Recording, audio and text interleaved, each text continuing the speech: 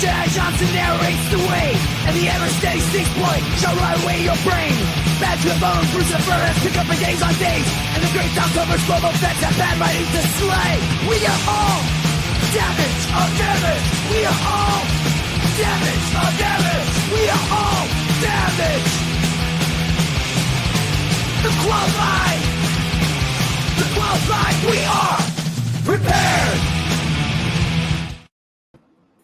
And hello and welcome to a brand new episode of The Qualified. I'm Jedi Johnson 22, joined as always by the great Dom Tober, the always steady Six Boy 73, and the architect joesduelin. What's going on, fellas? How was your week? Busy. Kids are going back to school way too fast. This week flew by for me. It wasn't a short week, I realize that, but it went by fast. Yeah, it did. It was like Monday, and then I was like, oh shit, it's Friday. Not this year is going by fast. We're almost near September, man. Think about it. It's almost holiday season again, if you can crazy, believe it. Man. Yeah, I swear. The government has that. The government has that time machine, man. They're pushing time forward quick, man. We're running on 1.5 right now. On speed 1.5. Yeah, I'm speed running this shit. Crazy weather. Time is going by fast. Crazy. It just goes by so damn fast. Hey, you see? Unacceptable. You see the crazy? I don't know how true it is, but Florida has 2 Category 5 hurricanes coming on both ends. I don't know how true it is. Did not know that. I don't know. Coming on both ends, like both ends going into Florida, hitting Florida. So. Okay. I don't know. So if they collide, is that a Category 10? Maybe they can't. Maybe they just cancel each other out. Maybe they cancel out. Yeah. Yeah. Exactly. Yeah, it's nuts. Crazy weather. There's nothing really in the news this week that I can think of, other than Dom, you were saying that Ryan Reynolds just got confirmed. Ryan Reynolds confirmed that Ryan Reynolds is going to be in Doomsday. So I actually told Pete, I text Pete saying, buy those Spider-Man and Deadpool comics because, they team up because they're going to be on the screen at the same time because the 27th, we're going to get the second wave of people, and Tom Holland actually is going to be one of the people that's going to be. So you think when they bring Deadpool and Spider-Man together in the MCU that Deadpool is going to have this huge boy crush on Spider-Man like he did in the cartoons? I don't know, man. All I know is that Disney did something very stupid. They took the guns out of the hands of the Thunderbolts in the poster and erased. Yeah, what is that? What kind of shit is that? Come on, man. Well, they erased they erased Ghost, right? They erased not Ghost, Taskmaster. I'm sorry. Yeah, Taskmaster. They took back. Well, they pretty much erased it from the movie. So you know what? Stupid. Yeah. But why? The movies are violent. There is guns. Why are you? Oh yeah, no, I agree with you on the guns. But the Taskmaster. I mean, I know. Well, listen. Hopefully, they bring a new Taskmaster in when they reboot the MCU, and they have the real Taskmaster that can be really. They got plenty of other. Villains. That's funny because I heard Disney was going to go and redub all the movie, so they were all holding Super Soakers. Super Soakers? That doesn't sound correct. Squirt. Yeah, what Disney movies are you watching, Styx? I know, right? Are they all wearing T-shirts and bikini bottoms? Nerf for nothing, right? I'm just mad it's not cheaper to rent at this point or free. That's it looks like Fantastic Four will be showing up on streaming pretty soon, and they're going to push that. Right. It's just good. I don't know. I just want. Sometimes you cheer and say, "Good, Disney, yeah, great, man," and then at the same time you turn around and go, "Disney, what are you doing, man?" Do you want to have, you're trying to get all the demographics of age limits, but you want a Democrat more for kids, but you got to put adult stuff on there. You purchased Hulu for $9 billion. You own Hulu now. You have Hulu. So Alien Earth, which is fucking awesome. Mm-hmm. The first that's fantastic. Fantastic. and that shit is I like the island is all hell. So it's going to be on Disney. So Disney, it's going to be on Disney streaming. So is there going to be a disclaimer? This is 18 plus type of mature audiences. So Probably. why? But you make Marvel movies, but why are you changing things out of the posters? They have guns. Oh, well, we're back to that. Okay. I'm sorry. I don't know. It's just what they do. I mean, I'm not going to lose any sleep over it. But I mean, is it silly? Sure, it's absolutely silly. It's Disney. So I'm not gonna. Those little things bother me. I don't know why, but they do bother me. It's like people like when you're walking in New York City and you saw the crazy shit going on. I react to it, and my wife always tells me stop it because it annoys me. I don't want to see that shit. She don't want to see you have a stroke either. So yeah, you ride a bike on the sidewalk, you should be in the street. I want to drop kick you off the sidewalk because you shouldn't be riding the bike on the sidewalk. She just loves you. She don't want to see you have a heart attack right there on the sidewalk. But the stress, it gets factor. Yeah, I'm gonna start taking blood pressure pills like they're Tic Tacs. Fuck it, I'm insane in the membrane. All right, hey Joe, let's key up this OLI.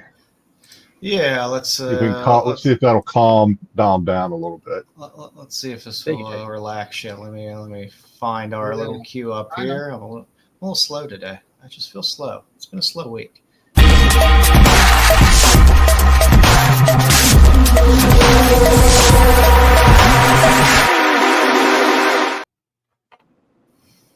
Welcome to the outside looking in, where I know nothing about any of the books that are on the list this week. The books that almost made it to the CBSI Hot 10. I did look at the list. But, I did as well. Second printing. I didn't even look at the list.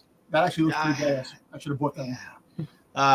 So yeah, we're gonna look at those books that just almost made it, but just couldn't make it all the way to the top. You never know. One of them that was on the outside looking in last week made it to the show this week. So you never know about these books on the OLI. Yeah, you do. You never know. You never know where they're gonna end up falling out at. So let's pull that up here. Boop. So first up on our list this week, it's a beautiful cover. That's a beautiful cover. I think anytime you got a good hot black cat on on a ratio, and like I said, all year it's the year of second print 1 in 25s, I guess. I wouldn't complain about that. They seem to be the hot thing. As long as she doesn't have to talk, it's fine. But yeah, I mean, only four sold. I don't hear when she talks.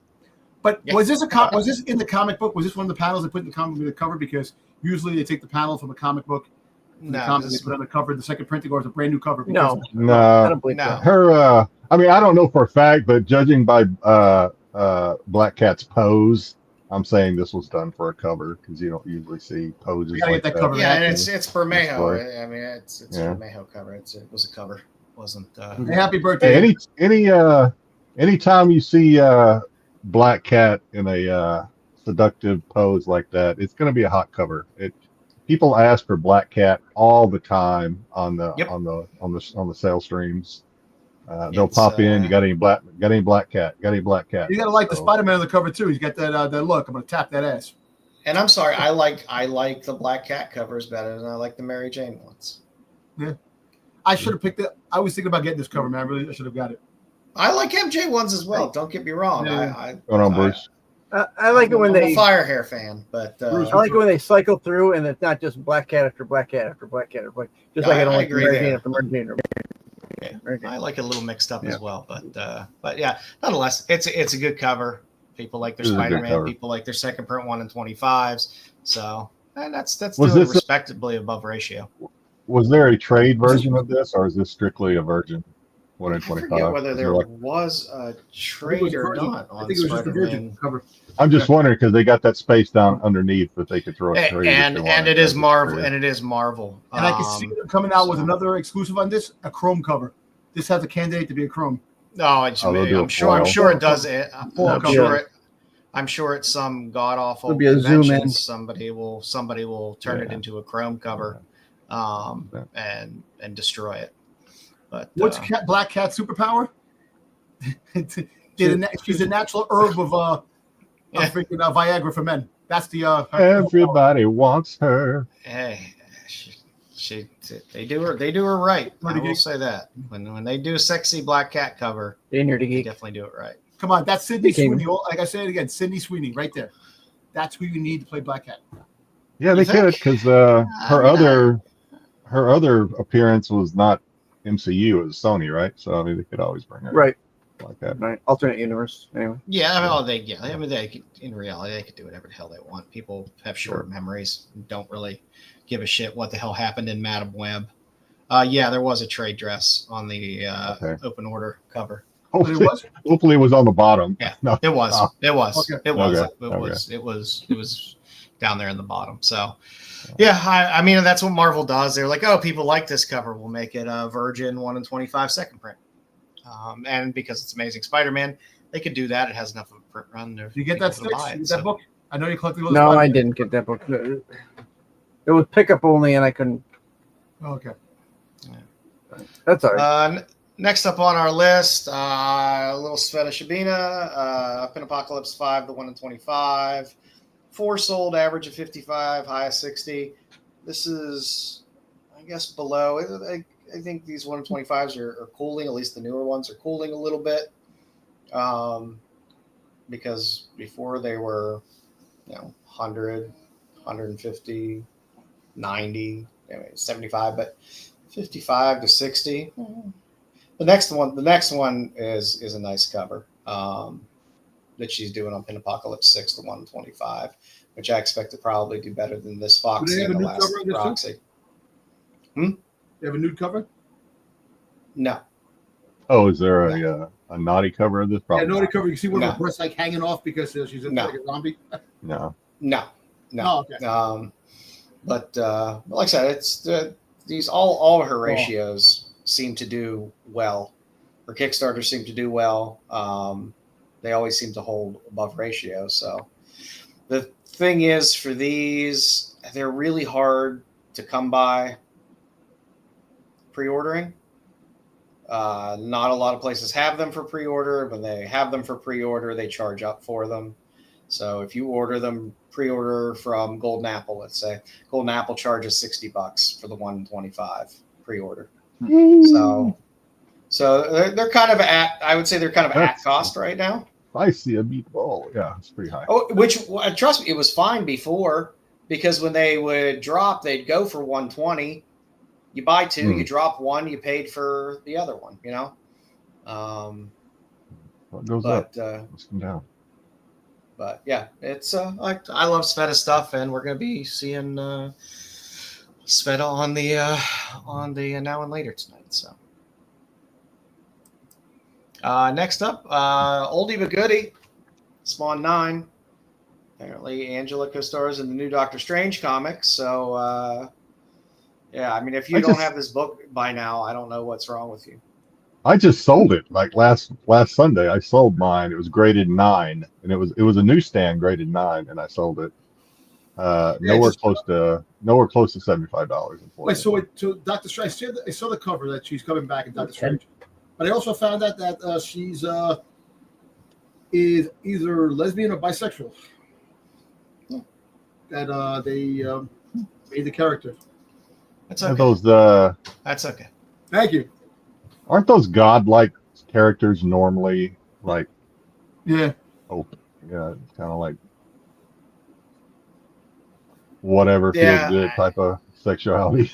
I mean, this book. There's been many bites of the apple of this book, where it's taking nice little bumps, and then it goes back down. I mean, $10 raw is still cheaper than it has been. Actually, you want to get a good pass off of those bumps. A good copy of this. Get the German variant of this.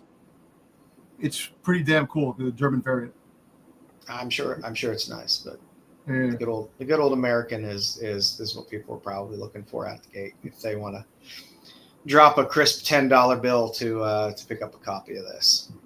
But like I said, it's just Jedi's luck. This is just another example of Jedi's luck. I held on to that book forever. I've had it for years, and I sell it Sunday, and following Friday it's on the outside. Pops up on but I mean, how much is her popping up in a Doctor Strange comic gonna really move it? Oh yeah, it's you got to hit it. You got to hit it when yeah. right when it's hot. and She had it's her not own like a series too, and yeah, and it's not a big. It won't be a big pop, you know. It'll be like, oh, she's back, and somebody will pay an extra $5 off of for a raw book or something like that. It's not a serious pop. It's not like she's appearing in a movie or anything. You think that she'll make her appearance in Doomsday or Secret Wars? What do you think? I don't know. Everybody's fucking appearing in that movie. I know everybody's going to be there. Because I don't even. Doran, the I don't guys. even speculate on that stuff. I have no idea what they're going to do. Yeah, they're going to throw everything. They're going to throw everything at the wall for those movies. So we'll see where it goes. And next up, oh my, be good. Be good. That's all I have to say. Be good. We're not having a repeat of last week. You will get booted quick. I didn't say a word. You're just getting ahead of you're trying to get ahead of it. So you could tell me you could tell me all about Marvel Knights Spider-Man 10 and this Matt Gargan Venom, why he's so popular. No, well, the first appearance of him getting the symbiote. The symbiote I understand that, but why do we care? Why? Because apparently Spider-Man Brand New Day, the actor keeps showing his picture of Scorpion showing up and the Venom symbiote's either next to him or he has a picture of him getting taken over by the symbiote. So okay. See, I'm making you earn your money there, Don. Can I ask a serious question? Yeah. How long did it take for them to pay off this Scorpion appearance in the Brand New Day? Since his first appearance in Homecoming. How many years ago was that? 10 years. Okay, and when was the Venom in the main MCU appearance in Venom? Well, he hasn't been. He was in Sony. Sony 5 seconds. The last couple of years. Yeah, so it's gonna take a few years to get Venom. Another couple movies before we get Venom. Just saying. Well, listen, it could be a setup for the next movie down the road. That it's like an end credit thing where, but I thought we were tired of setup movies. Because that's I'm tired of setup movies. I'm tired of symbiotes. I agree. You didn't get first appearance of Symbi 2 weeks ago. Well, listen, they had the poster Symbiotis, whatever it in the Brand New Day picture photos. They had something with the symbiote on it, a poster in the background. So I don't know, man.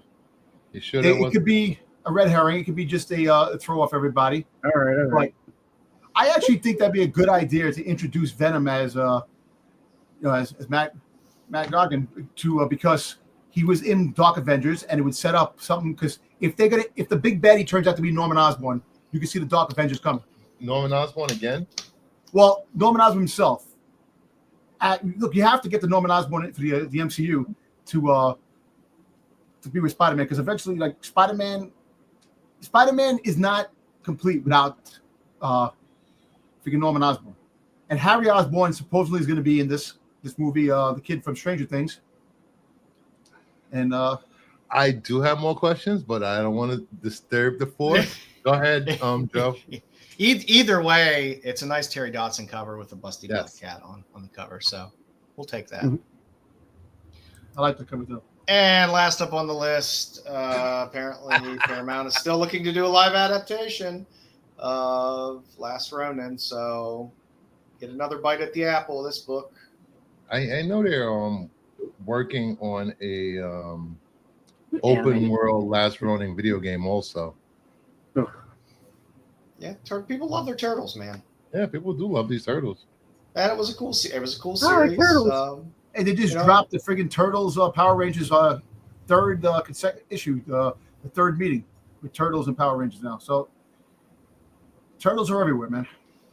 Yeah, man. Like I said, Turtles have been consistent for the most part. There's always been something going on with Turtles for the past 30 years. It's like there's always been the cartoons, the comics. There's never necessarily been like some huge lull where there was nothing and then they came back. There's always been something. And that's the thing, the media. Well, there's always been disappointment too when they try to make a movie about it. There has been, but it's still been in the front of the mind. Oh, that last animated movie did really well. People love that. I'm talking about live action. Yeah. It had its time. It had its time. But again, if they do it, people still like it and enjoy it. I'm sure it's pretty hard to fuck up turtles. It's a pretty solid fan base that's out there. So yeah, I mean they're forgiving. Yeah, they love them. Yeah. So like I said, and this book had cooled off quite a bit. So I'm sure people can score some copies out there if they want to spec on it, or just get it to read it because it's a good story. So there we go. And as long as they have Pedro Pascal playing the turtle, I'm good with it. Yeah. Why not? Why not? Wow. All righty, kids. And that is the last book on the list. If you want to read more about these books that you saw on The Outside Looking In, you can hop over to CBSI and read Pete's write-up on this and write-up on all of the books that were on the Hot 10 tonight at 9 o'clock for Pete's insight into why these books made their way to where they are. So, Jedi, you want to say hey to the people that popped up? Tommy Longbox, happy Friday, fellas. Have a good show, and I'll catch you on the rewind. All right, Tommy has come and gone, but he did claim the gold while he was here, so we will congratulate him on the rewind. Ed, hey, like dried grass. Hey, Bluebeards. Yeah. What's going on, Ed? I don't know if Ed's still with us or not, but what's going on, Ed? He claimed silver and third. Terry Floyd, the always faithful Terry Floyd, claims the bronze. Somebody check on GT because he's UA. He's MIA tonight. Nowhere to be seen. I haven't seen him in a while. Maybe he got abducted by aliens. Yeah. I thought he was here last week. Maybe not. He was. What's going on, Tyson? I didn't take. There we go. Tyson, hey guys, it's party time. I'm sorry, Tyson. Who's he got? I can't see it. My camera's in the way. What's going on? What's that? He's still in the toilet. I'm trying to figure out the Matt back on the toilet? Matt's back on the toilet? Yeah, Matt's back on I think the toilet. All right. Is that the transporter room? Is there a swing or a freaking? Is it? My damn camera is right there. I can't tell. So small. Tyson, let us know. And I know I'm way behind on watching your IG videos. So not only yours, I'm behind on watching everybody's. Yes, Ed, you're all still a little. Okay. Nobody say that. Never say that again. Hey, Timothy Pascal is the poor man's Timothy aliens Earth, man, which is awesome, man. Oh, what's happening? It's all right. I told you. All right. And we're all a little damaged. Like the main stage. SB Uno. What? I think you're saying what for one of the things we talked about. Okay. We're back with Ed. Let's see. Go through. BK. What's going on, BK? I think we can look forward to some good things from BK tonight. And you know what I said what to this week? This guy said hello and then came on board. You know what I said what to this week? A little interview with a Atlanta Falcons quarterback. Michael Penis, poor guy. Hopefully it's not pronounced that way. Hopefully it's pronounced. It's Penix. It's Penix. They spelled it. Penix. Okay. Oh, okay. Okay. So it's not his fault. Okay. All right. No. But he has to deal. I just didn't want him to have a terrible childhood. That's all. I'm guessing there's going to be a lot of fun signs if he's not playing well in Atlanta in the stands. Nerdy Geek, what's up, Joe, Jedi, Styx, and Dom? And I guess we add Bruce for what's going on, Nerdy Geek. Let's see, Cosmic, what's up, guys? What's up, Cosmic? What's going on? Cosmic's always here, providing good insight on things. Grumpy G, evening. What's up, bro? If he wants one more giveaway, want to have to move to Canada. I thought Crimson Terror has the record for. Crimson Terror. I think I got everybody. So yep. Thanks everybody for tuning in. If I missed you, I'm sorry. We'll try to do better next week. Oh, what's that, Tyson? Let's do some pickups. What do we do? Pickups? No. Yeah, let's do some pickups. Let's see. I think I have all my stickers affixed appropriately. Let's see. I got 2 copies of Santos Sisters in the mail with remarks. Cool. Nice, signed with remarks. Always fun. Let's see. There's good. Every cover of Something is Killing the Children there. Something else everybody always asks for when they go on in the streamings. Yep. They always want some Virgin covers. Stick. Black and white. Suspiria. Foil.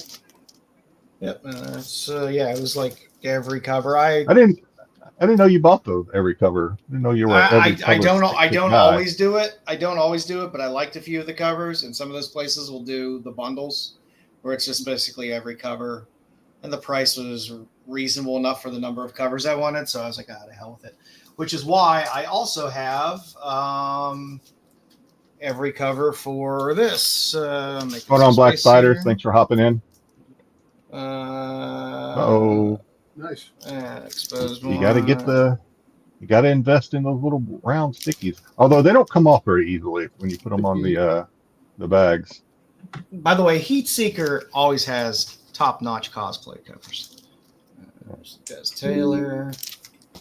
Then the Perillo Virgin, Perillo Spot Foil, Artgerm Foil, exclusive, and Hope you tipped your mailman this week, Joe. Yeah, and then let's see, I got the ratio. The J. Stevens ratio on Adventure Time finally came in for me. Joe's mailman's on workers' comp right now. Got another one of the Gehenna 1 in 25s, another one of the Maria Lovitz black bags, and another copy of just the regular open order covers for number 1. And then it was one of those things where it was just one of those late orders that was things. So then it's just the regular Pin Apocalypse covers. I'm still waiting for my ratios.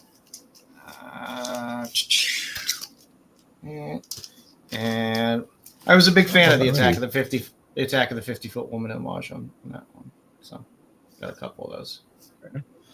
And that's all I really got this week. Jedi rocking the format for us TV watchers. Thank you. Well, I'll take credit for it. I don't know what I did. All right. You are up, sir.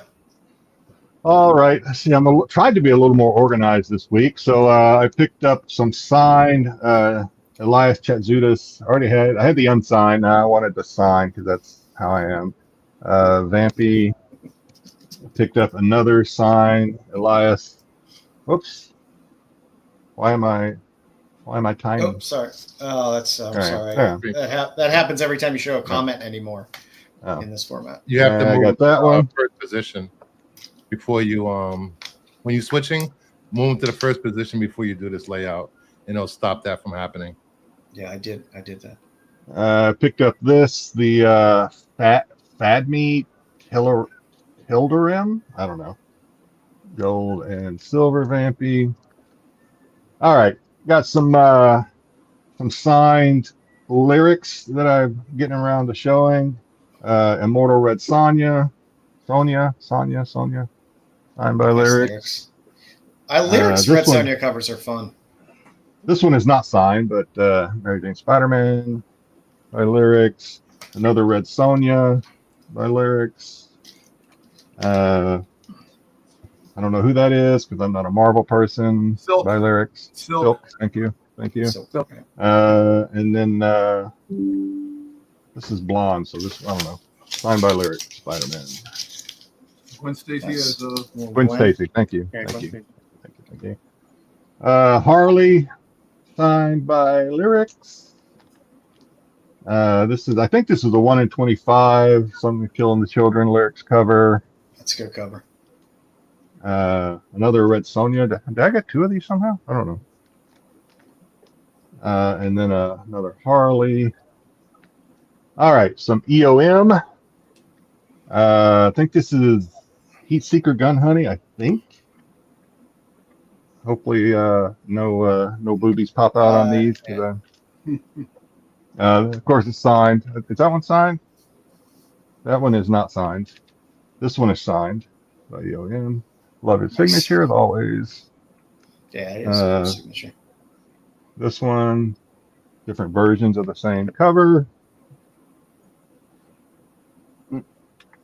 And some more this may be, and it's hard to pick, but this may be my favorite EOM cover. I have one of these, but I didn't have it. I just like the signature. I like the signature that he did. So just the signature.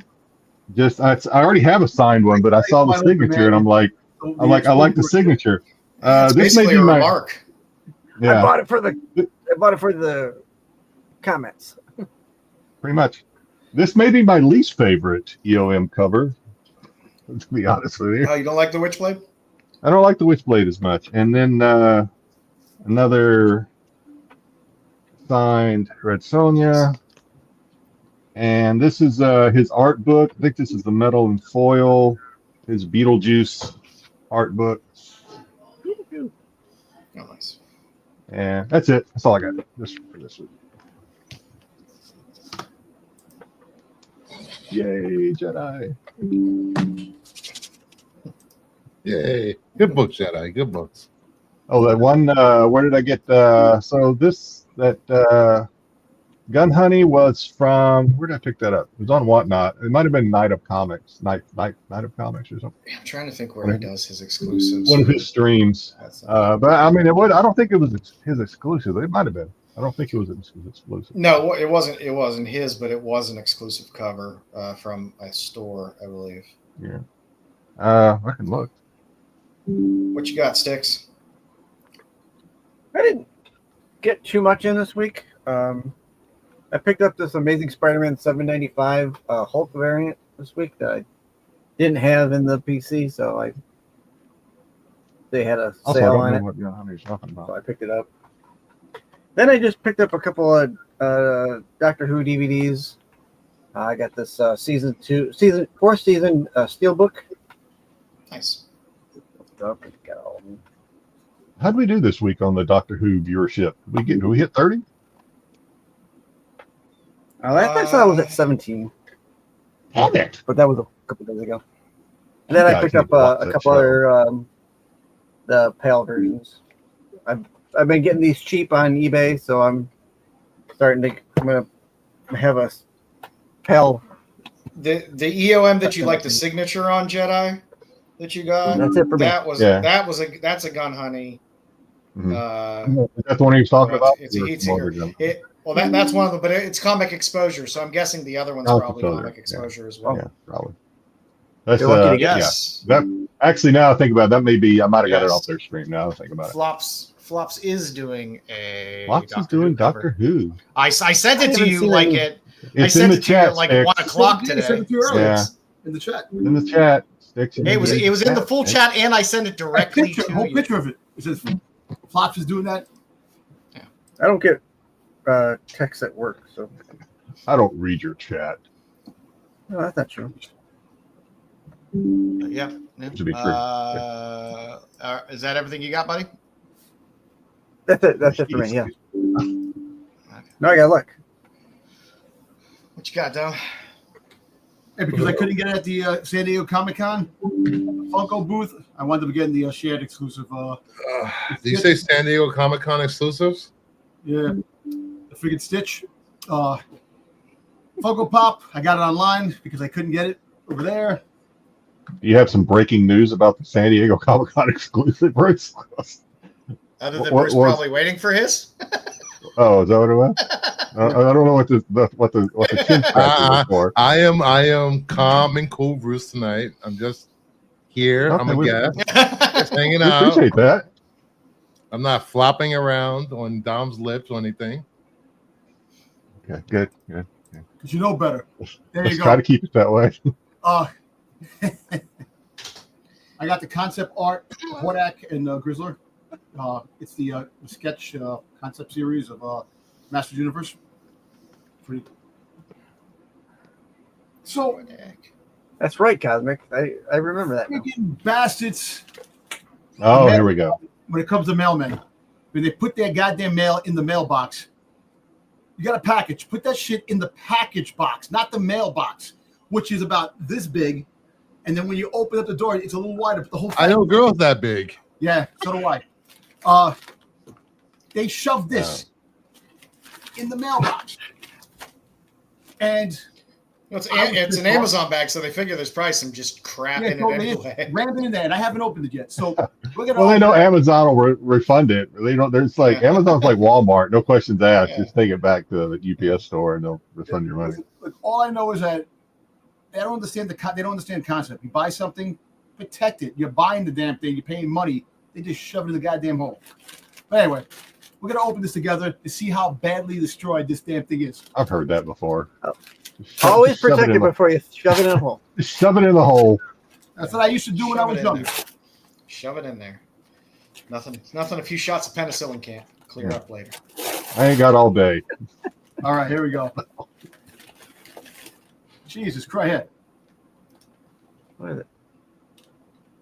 Did you open it? Oh, you shouldn't have even opened it. Look, it's all damaged. Just the whole thing is all fucking bent up. All right, So he opened Hordak, it for our benefit. Turtles of Grayskull, Hordak, and it sucks because now I'm supposed to get a second. Fuck. Yeah, supposed to get a second one. They sent it to me. Hopefully, I get it soon, and it's mint because I can't. Oh, you already claimed it? Okay, you already claimed it? There's the comment of the night right there. This is just a different version of Nubs. Nah, it's not a different version of Nubs. Stitch will take Nubs and freaking goddamn Stitches. skin his friggin' ass. You know, Stitch, he's a lot more popular than Nubs. It's got a lot more, Nubs is never gonna be that popular. Nubs lot bigger following, but other than that, I agree with him. It is kind of, they're distant cousins. Stitch is around. They're distant cousins, Dom. What happens? Stitch is better than freaking Nubs 25 times over. Why you ignore them? We had this conversation earlier. Ignore the chat. Just proceed with the show, and you'll be fine. And last but not least, I got this. Finally came today. My Shin Hati hot tub. Oh, very nice. Yes. Shin Hati. I approve Shin of Hati. that. I approve of that. So now I got the Bale of Skull and freaking Shin Hati. I can fix her. I can't wait for Ahsoka season 2. See her. So that's it, man. No comics this week. All right. Big Bruce, what you got? Okay, I haven't been here in a while. Last week. Oh, God. You haven't been here a while. You were here last week. Shut up. That's true, actually. Teen Titans. Ooh, whoa, careful. Teen Trying Titans. to fool. Ooh, Yeah, see, you're learning how to speed run. Teen Titans. Teen Titans. Faster. Teen Titans. Faster. Teen Titans. Did you go digging and find a nice vein or online? One Night Show got them cheap, super cheap. Oh, nice. House of Secrets. I mean, I've got There's competition some out there winners- for there's selling some the winners in cheapest that era. Yes. Yeah. I've been on Whatnot way too much. You know, listen, they were so cheap they gave them away. Forbidden. I you know how to get too my Whatnot viewing has gone down dramatically. Unfortunately, my Kickstarter has gone up. Unexpected. I'm not the best influence. For Jedi. Unexpected. Witching Hour. Oh. Secrets of the Sinister House. Yep. Yeah. Transformers. I actually sent Joe 2 Kickstarter foot covers that he didn't even know about. That's how. Miles Morales. They Spidey. slipped past me. Fashion School Serial Killer. There you go. They must have tiptoed. The Chrome cul-de-sac, which I didn't even know was coming out. It's actually Chrome. Finally got this from Third Eye. It took forever to get here. Tama. That's cool. I like it. 1 in 50. What color packing tape did they use inside? I like when Third Eye uses white. The red. They don't seal their bags either. Sometimes they use the red painter's tape, and I always enjoy that. Whoever sent that doesn't seal their bag, which I found a lot of places. A lot of places don't seal their bags. Beautiful metals. Yeah. Nice. Oh, those are cool. You're gonna flip those, I know. And then I got these from a good friend.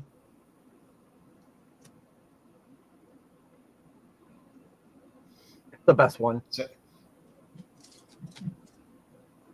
Who's that friend? Nice. And then I do want to, before we go on, I want to thank everybody that helped out with claim sales, contributing with everything. The Discord, close to $2,500 was raised. Nice. For that. Nice. And then I do want to show off the next claim sale will be next weekend. I got some books in from my good friend Mark Boa. X Lives Wolverine signed. These will all be up for claim. Michael Jordan foil. Ooh.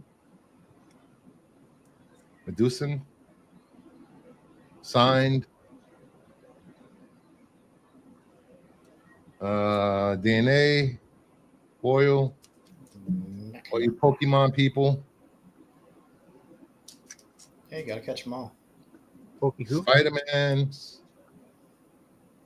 Why Turtle. you always gonna put Amazing Spider-Man up? What are you talking about? A signed copy of Witchblade #1 by J. Scott Campbell. There you go. You had to look at that twice. You didn't see that the signature was like the size of your arm. Yeah. I forgot. Star Wars #1. I guess it's the Whitman. Whitman, yeah. Yeah. Yeah. And Pete sent a box of Fantastic Fours for the claim sale. Nice. I'm going to participate in that. I've already showed one. Dom already claimed it though. One of the ones I was going to. We got to stop this panel claiming stuff. This is for the viewers. I just showed. I was like, hey, I'm gonna next time Bruce does a claim show for Kyle, I'm gonna put this up. And Dom's like, I claim it. Yeah, and I think I'm pretty sure the GoFundMe is still up and running. Yeah, I just I contributed from the Discord RAS this morning. $700. I know it's higher. I know it's higher than that now. Yeah, I pulled this afternoon, so yeah, it's getting close to the goal, which is good. Going over the goal is better. So yeah, you can use the QR code to link you there, or the URL's there. But we're pulling for Kyle and trying to help however we can. The community comes together when it needs to. Yep. Mark will pay for shipping for all the books. Not for my books. I paid for my shipping for my books. You paid for your shipping. Because that was just easier. Bruce had enough work trying to get all those books out. How many boxes I had to ship out? Yeah, I wasn't gonna be like, hey, can you give me some money for shipping? So for now and later this week, I don't know. This week was kind of weird for me. Bring All the Bad Guys, Red Skull. That Sorrento cover is badass. That's a cool fucking Red Skull cover. Also, we don't kill spiders. Season of the Witch. Schmalky covers are always great. His stuff is fantastic. If you like horror, the stuff is always kind of creepy and cool. And I know people are going crazy about the Talavera and whatnot, but there's a 1 in 25 Daughterman. People love their Daughterman ratios for these books. I don't where get it's it. all the different characters, because people were thinking about the Talavera. So people like these Daughterman ones. So don't sleep on this. People might have missed it. And took 10 minutes to unwrap books.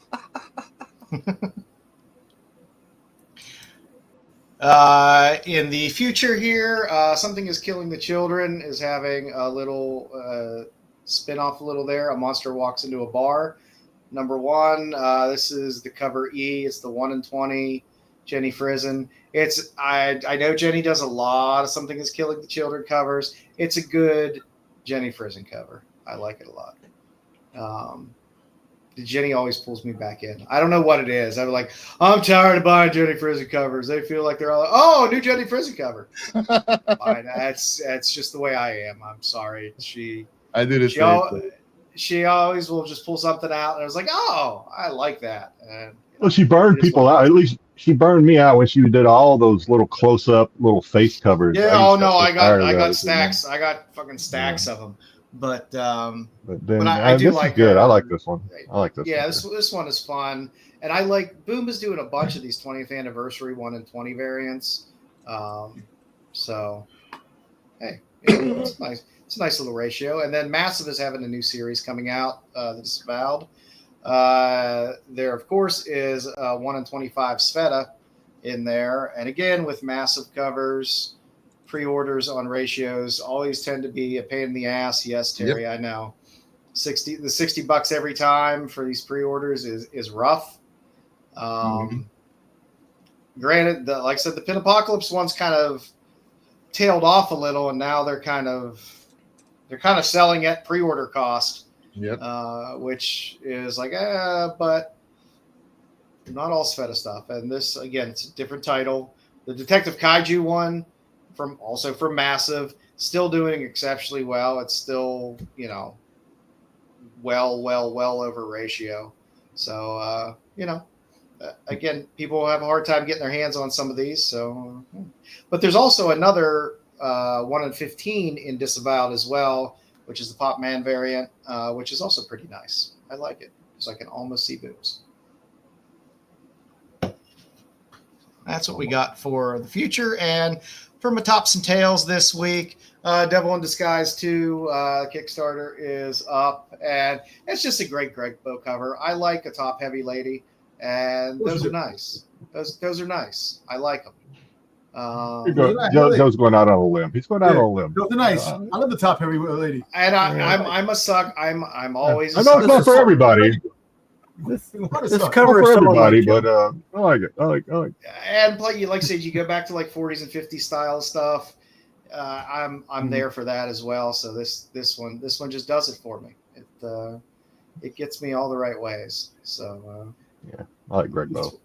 Yeah, you get that feeling like you're climbing up a rope in gym class, right? Yeah. Little nether tingles. But it's all right. So that's what we got for tops and tails this week. Jedi has some cosplay cover of the week for us. Yeah, we're gonna keep doing this. All right. Yeah. What lovely lady do we have up this week? This week is Danny Devine. She is doing a cosplay on the still active Kickstarter Brides of Dracula. I think it's still active. Yeah. She's got a couple of, these are her nice Kickstarter covers, cosplay covers. She has some topless as well. That's your jam. But on top of that, she's pretty popular in that she's done some other stuff. She's done Fangers. She was on Fangers 2 cosplay, which is a closed Kickstarter.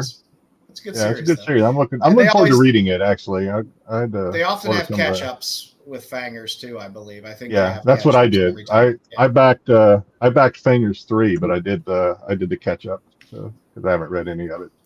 But yeah, she's done this, and she's done some magazines as well. Some magazines you probably haven't heard of because I hadn't heard of them. She's done Girls and Corpses magazines covers here with Danny Trejo. Danny Trejo, yeah.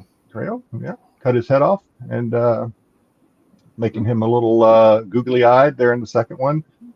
She's from the UK. She's a Virgo. She's 34 years old, and nice. Yeah, she's pretty popular. Anything else she's done? She's done Bazaar magazine. I'm having to read some of her stuff here. She's done. She was Bazaar magazine's Ultra Vixen of the Year. Nice. Didn't say what year. She's from London. That's a certificate you want to take home to mom. Yeah, that is our cosplay cover of the week or model of the week, I guess. So, I like it. There you go. Look her up. She's she is on Instagram, so you can see some other a lot of her other cosplay photos and stuff on Instagram. Scantily clad women and motorcycles is a wonderful combination. We'll never knock that. It's fantastic. I remember when I was younger, they always had the tattoo magazines, the tattoo biker magazines. Oh, you know, they weren't dirty, but they were always like they were enough. They were on the news. they were on the magazine stand, and although they weren't dirty, you just didn't feel right as a kid going over there and picking it up and looking at it. Well, they weren't polybagged. A lot of the other ones were polybagged. Yeah, you're right. Which was a pain. Joe and Jedi private chat. Oh Lord. I don't even know where the damn private chat is in this anymore because my stupid thing is screwed up. So. Okay. Yep. See that price? That is yeah, but you know what? Oh yeah. Don't bank on it. Don't bank on it because that's where I order from now. And I have been bitten more than once on orders. It wasn't Dom this time. He was giving us some prices. Yeah, I have been burnt on covers by that artist from that store, and them canceling the orders, and then them being canceled too late for me to really get them anywhere else. So, yeah, the price is like ooh, but no, it's they're often canceled, unfortunately. All right, next up we are continuing. Hope I remember this. Our escapade. Okay. I read it as well, so I'm good. I read it last week, and you know how my memory is. So this came out last week, right? Yeah. Yeah, this came out last week, and it continued. We have. Let me go through some of the covers. We showed when we did number 1. We showed a handful of the covers for number 2 because number 2 was coming out that week when we did it. But I figured I'd go through some of the better covers, and there were a couple of new ones that popped up in there as well. So some of the covers that were out there for Heat Seeker Exposed number 2, like I said, their cosplay covers are always fantastic. I love their cosplay covers. They always do a nice job. Whoever they have doing the photography and stuff like that, they don't feel overly cheap, which is nice. There's, as always, a bunch of different brown covers.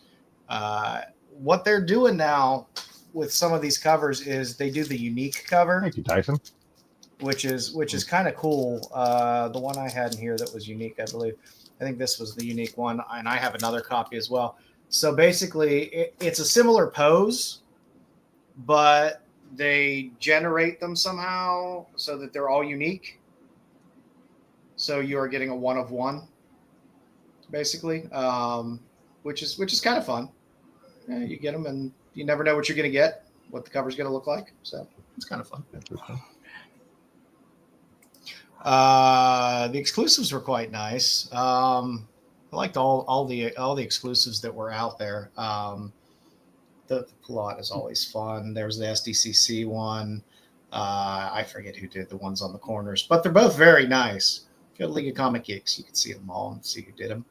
I don't know. The Gun Honey never lets me down in terms of their covers that they put out and the number of exclusives that come out. Most of them are always pretty good. The second one from the right, that's just a color variant, right? That came out. That was the color variant they did for SDCC. Yeah. Was that Derek Chew? I don't know who. Yeah. Is it Chew? No, it's Chew. Look at those thighs. That's a Derek Chew. Yeah. I love anytime he does a Gun Honey cover because he make them thick like I like them. He likes to do a little under boob action too. So if you remember where we left off in issue 1, All Eraser, Master of Espionage and Disguise, was basically outed by a reporter. So now she's basically on the run because she's been outed to the world. And pretty much everybody's after her. People that want to kill her, the police, you name it. The police are after her, and she fears, and it's true, her clients are after her because if she gets caught and interrogated, she can give up their whereabouts and information about where her clients are, who are usually criminals. So and they've seen her as an old lady. They know they've seen her as a blonde. They've seen her as a redhead. So she has to find some way to disguise herself. So now we see her as a dude. Yeah, so she was like, "Hey, I'll just go as a dude." I'll And Princess Leia my boobies and yeah, walk around with them. yeah, she wraps those bad boys up because they're ample. She wraps them up, and then she's going to go try to find out which one of her clients might be trying to kill her. So she goes to who she thinks is going to kill her or trying to kill her. And he's kind of like, "Oh, I didn't do it." And it ends up that it was that guy's daughter who was trying to have her killed. And, she... to protect her father. Yeah. To protect her father. Well, to protect her brother. Her brother. Because, because the father faked the brother's death. You're right. Yeah, and the sister wanted to protect the brother. So Dahlia kills her after she kills her father. So she's like, "Oh, well, got that now." So then she still has to find a way to escape and hide because, again, the police are still after her and she's out there. And if you remember from the first issue, her girlfriend has a little special healing factor. So she asks her girlfriend, "Hey, I need one more favor from you, and go pick me up some stuff from the place, whatever you can dig up." And then we have her jump off the building at the end, and it looks like Dahlia, but I'm pretty sure it was a safe bet that that was her girlfriend who has a healing factor. So yeah. I mean, that's where it ended. we know that for sure because it showed in the she brought a red wig, etc., etc. So so she faked her death basically. Yeah. So we'll see where it goes. I'm interested to see where it goes next.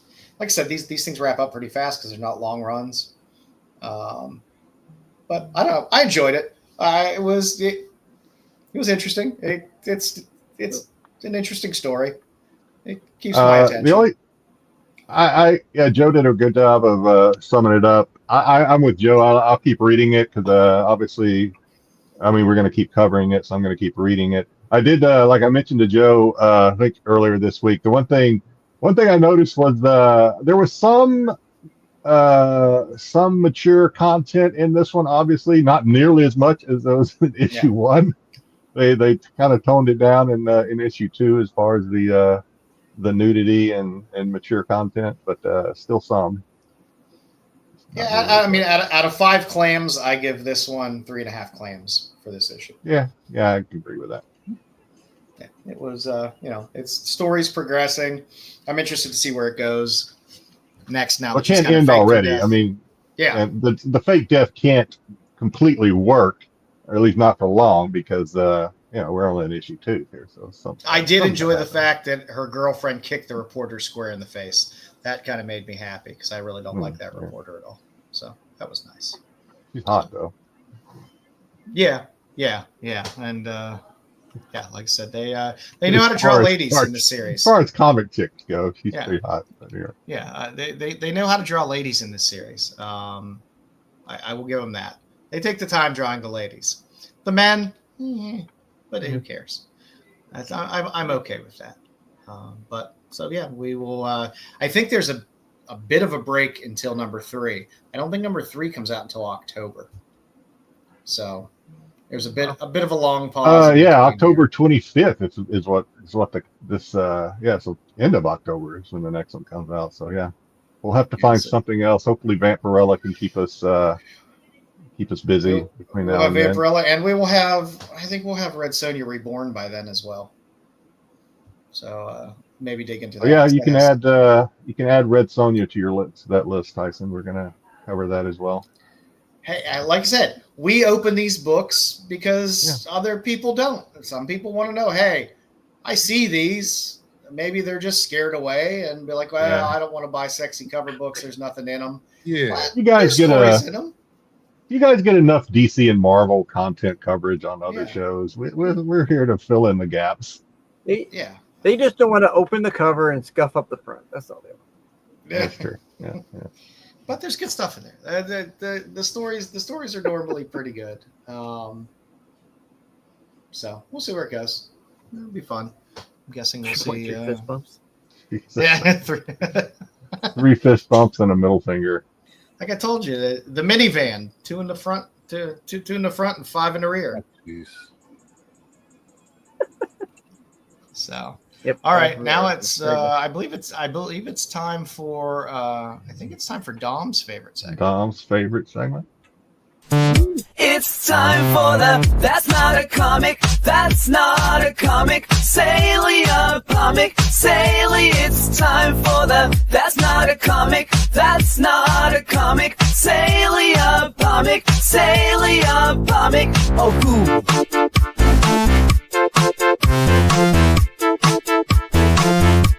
Sale of the week.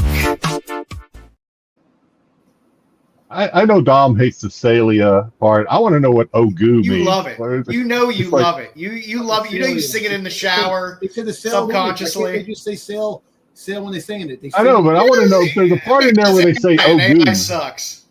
I want to know what they're trying to say when they say Ogu.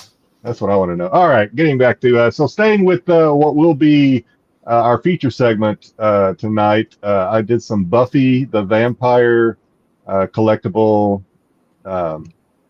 lookups. Buffy the Vampire Slayer One More with Feeling red vinyl LP from 2019. This one is sold. It's a limited edition from Mondo, sold for a best offer of $590.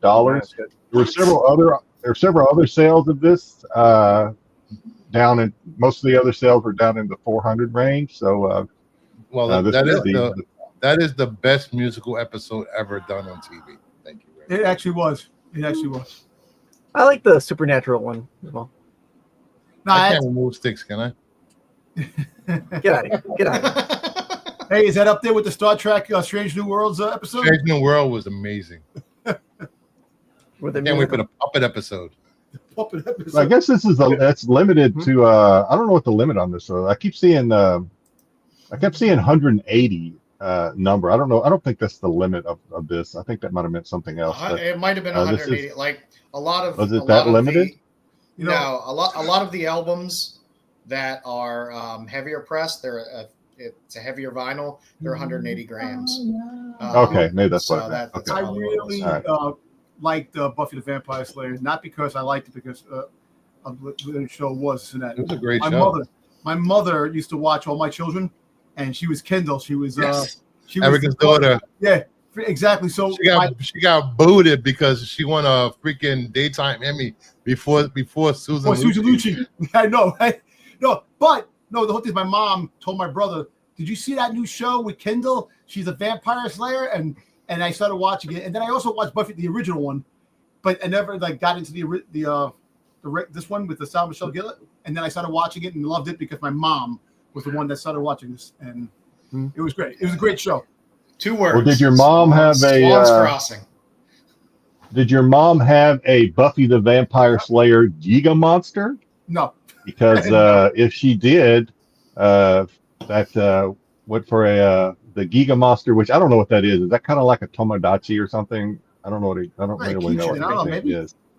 I don't know what it is. If it's one of those electronic things, but anyway, Buffy the Vampire Slayer Giga Monster from 1998, unopened, still in the package, from Tiger Electronics, sold for $300 on a best offer in early July. Probably not too many of those still around.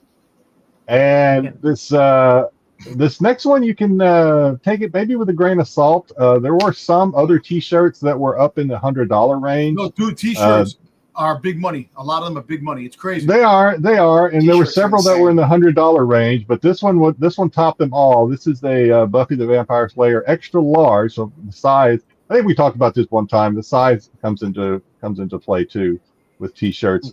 This one, he says it's without tag, but then he shows a picture of a tag. So I don't know. I don't know.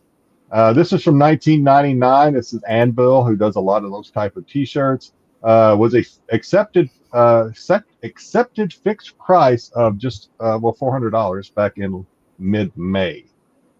So yeah, there were several other T-shirts in the $100, $75, $100 range. This one, for whatever reason, somebody really wanted it. Maybe it's the size. Maybe it's a combination of all of it. There's shirts that like X-Men shirts and Simpson shirts that go for big money. Yeah. For some reason, I would love to know how they authenticate any of that shit. I know, right? That's the one thing when it comes to shirts, you don't trust it. No, You know, the vintage shirt. I don't know. You get lucky if you go to like the vintage stores and buy the vintage clothing. They might have it thrown in there, and you get something lucky in there. But I was a loyal Swans Crossing watcher, as well as the teen dramedy 13, which starred Ryan Reynolds. Yeah, They all got But their that is what we got for That's Not a Comic for this week. Nice. Good stuff. the Salia of the week. the Salia of the week. The Salia of the week. I would say we'd have trivia with Styx, but we don't have any trivia with Styx this week. So Nope, nothing for me this week.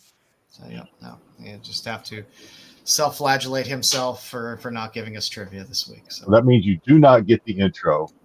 You can all blame Styx. You lose Just the put intro. Put the intro in there. Just No.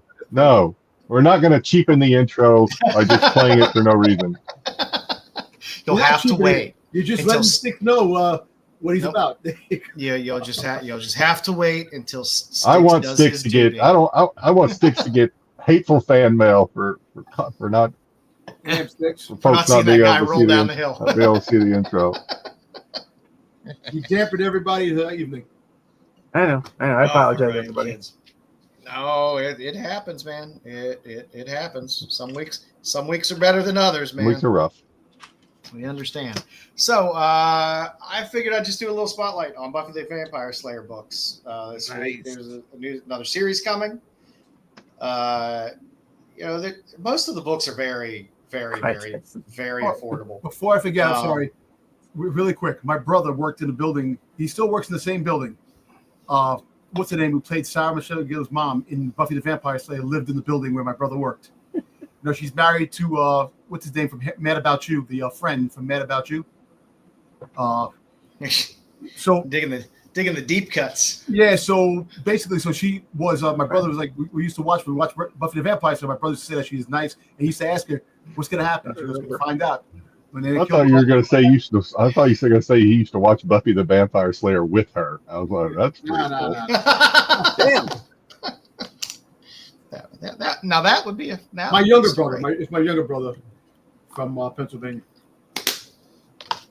So I figured I'd me and your brother can get along. I figured I'd go through. Probably get along with my other siblings except me, man.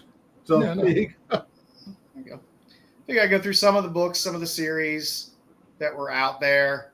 A handful of the covers. I didn't really go out digging for price and stuff like that. There's a lot of great covers through the series, through Dark Horse and through Boom, and soon to be a Dynamite title. I'm not so much interested in the main thing I'm interested in seeing from Joe here. I hope you covered it. I'm kind of interested to see some of the artists that did the covers for these comics. There's some interesting.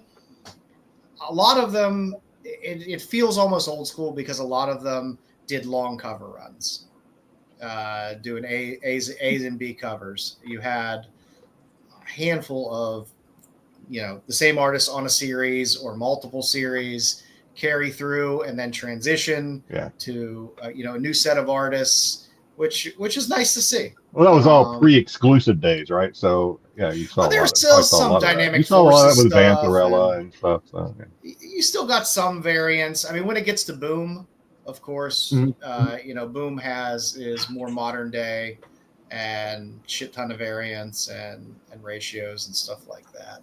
But Buffy started off with Dark Horse.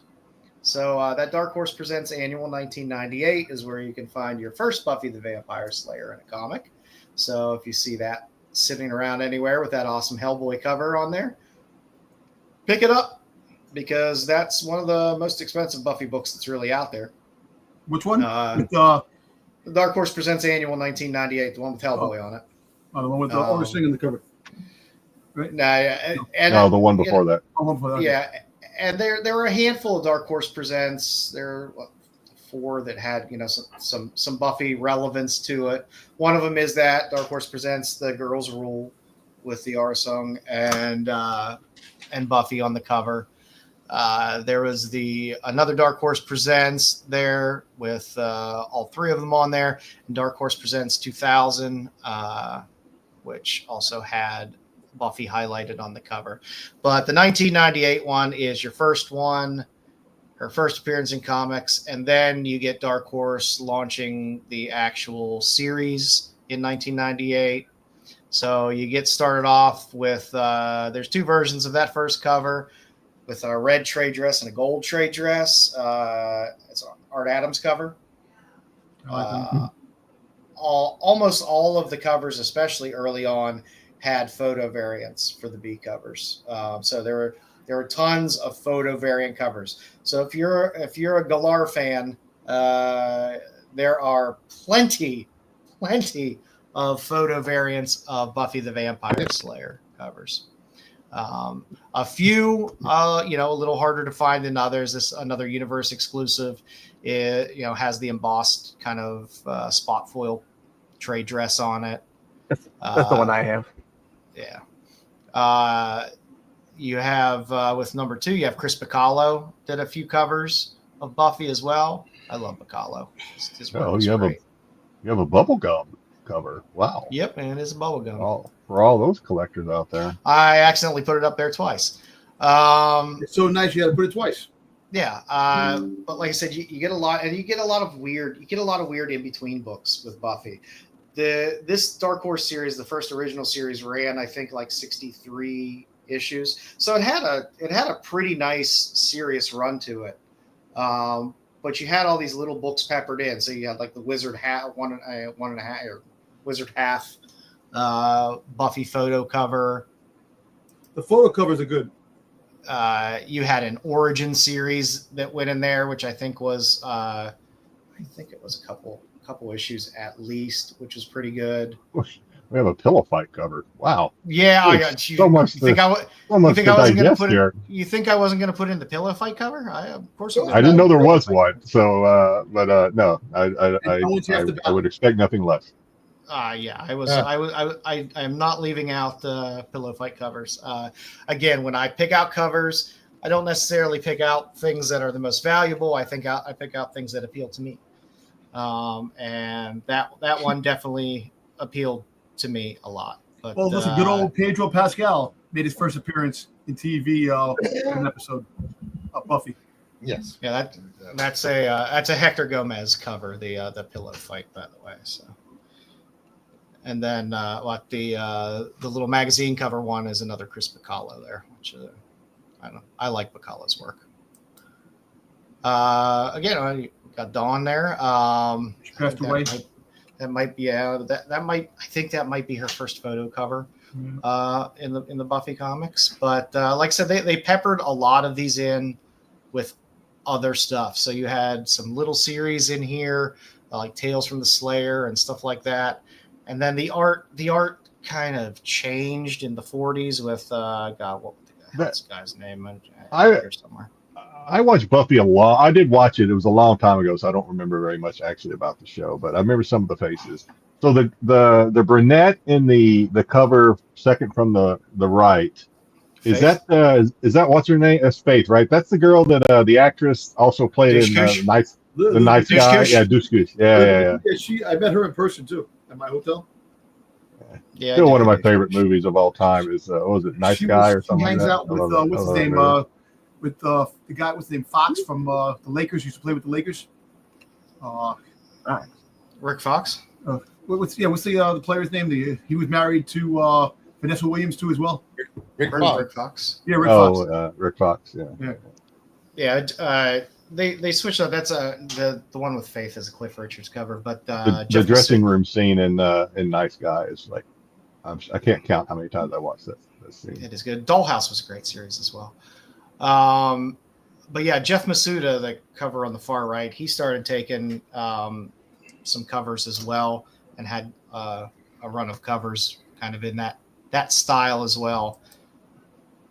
And then there was who is that? Is that Horton? Yeah, that's Brian Horton. Did some really cool painted covers, which were quite beautiful. And Joe Chen started doing them as well. So basically, Buffy ran until like 63, And then they started with. I like that second one from the right. I like that one. Yeah, they rebooted. I think that's a Joe Chen cover. So it hits for me. So Joe Chen does a lot of beautiful painted covers. So after the first run, it started up what was season 8.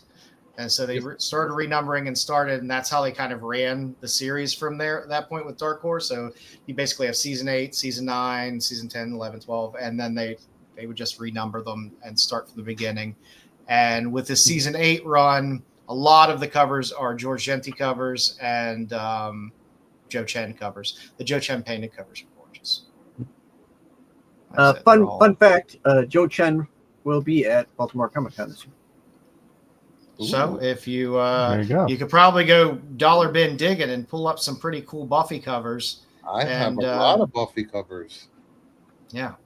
And like I said, Joe Chen has a ridiculous amount of Buffy covers. And again, they're all really good. The Brian Horton covers are really good as well. The last page that we looked at. Like I said, but the Joe Chen stuff is really good, and the George Genti stuff is quite nice as well. Like I said, this season 8 ran up into the low 30s. The third cover there, if you're looking for it, there is a Hughes. There's a Buffy Hughes cover. So it's one of the more well-known Buffy covers that's out there is the Hughes one. But I don't know. I always like the homage covers. The homage covers are always fun. Hey, BK, I'm up. I'm just looking at TV at the same time. I'm listening at the same time. He's watching the wrestling. Watching SmackDown. Actually, wrestling's over. Wrestling's over. Yeah, you're always watching fucking something else. I'm always watching. That's why you're not a star. Not why you're not a star. What happened? What? I said you go far with watching the stuff you watched. Sometimes it's more interesting. I'm sorry. They pepper in a lot of little one shots and series. I'd have beat you for that. Throughout as well. So I mean, if you want an Angel series, you can go find an Angel series. If you want a Riley series, you can go find a Riley series. I like that second one from the left. The second one from the left. The demon one or whatever. The vampire one in the back. Yeah. Oh, that's a Joe Chen, I believe. That's Joe Chen. Yeah, that's the master. I'm liking these Joe. Admittedly, I'm not too familiar with Joe Chen. Painted covers. I'm liking what I see so far. I'm a sucker for painted covers. I think. Hey, do they have the cover with the? You love Perillo. That's why you like it. You love Perillo. You love painted covers with the gentleman. That was one of the best episodes of Buffy 2, the silent episode. I couldn't speak. That was good. So once it starts to get into season 9, you get a lot of Scott Morris covers. Scott Morris always just has really weird Buffy. His Buffy expressions are always very weird. Yeah, sometimes they look very dreamy. Looks a little off sometimes, but they're still cool covers. But there's something a little weird about them sometimes. Player interrupted. Again, the homages are always fun because they don't do a ton of them, but when they do them, they're recognizable and fun and relevant. I mean, that's a relevant homage. And then within this, what is this? Is this? I think this is season 9 still. You get a bunch of Phil Noto covers. You get a run of Phil Noto covers. And I don't know about you. I love Phil Noto. Phil Noto rarely lets me down, but he has a run of probably, 6, 7, 8 covers that run through season 9, which are all pretty good. I peppered in a little Willow here. There was a Willow series before this. See another Willow series later. Sorry, I'm a sucker for redheads. I just had to put it in. And the fact there were 2 really cool David Mack covers in it as well. So yeah, she was great in How I Met Your Mother. Yeah, she was. Yeah. Let's see. Outside of that, as you move on, you still got some more Phil Noto stuff that pops through. A couple fun little covers here and there. And then you get into season 10, I believe it is. Yep. Like the Odd Couple. I like the.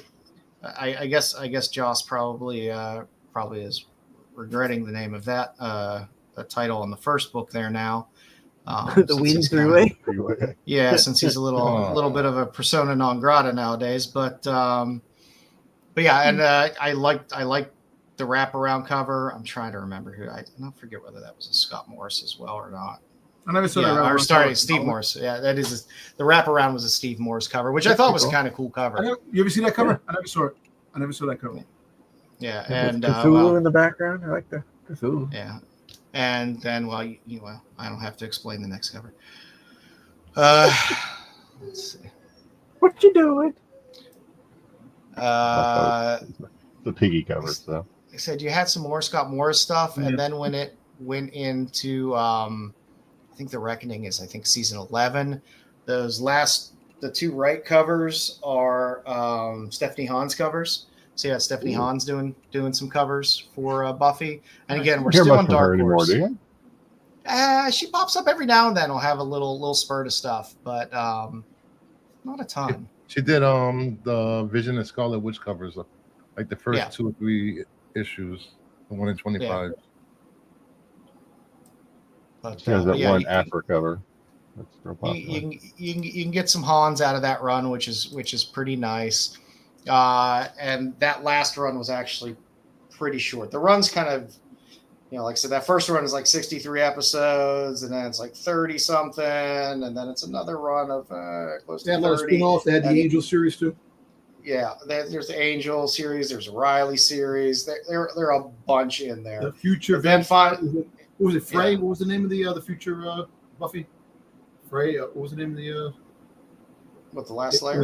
It was Vampire Slayer in the future.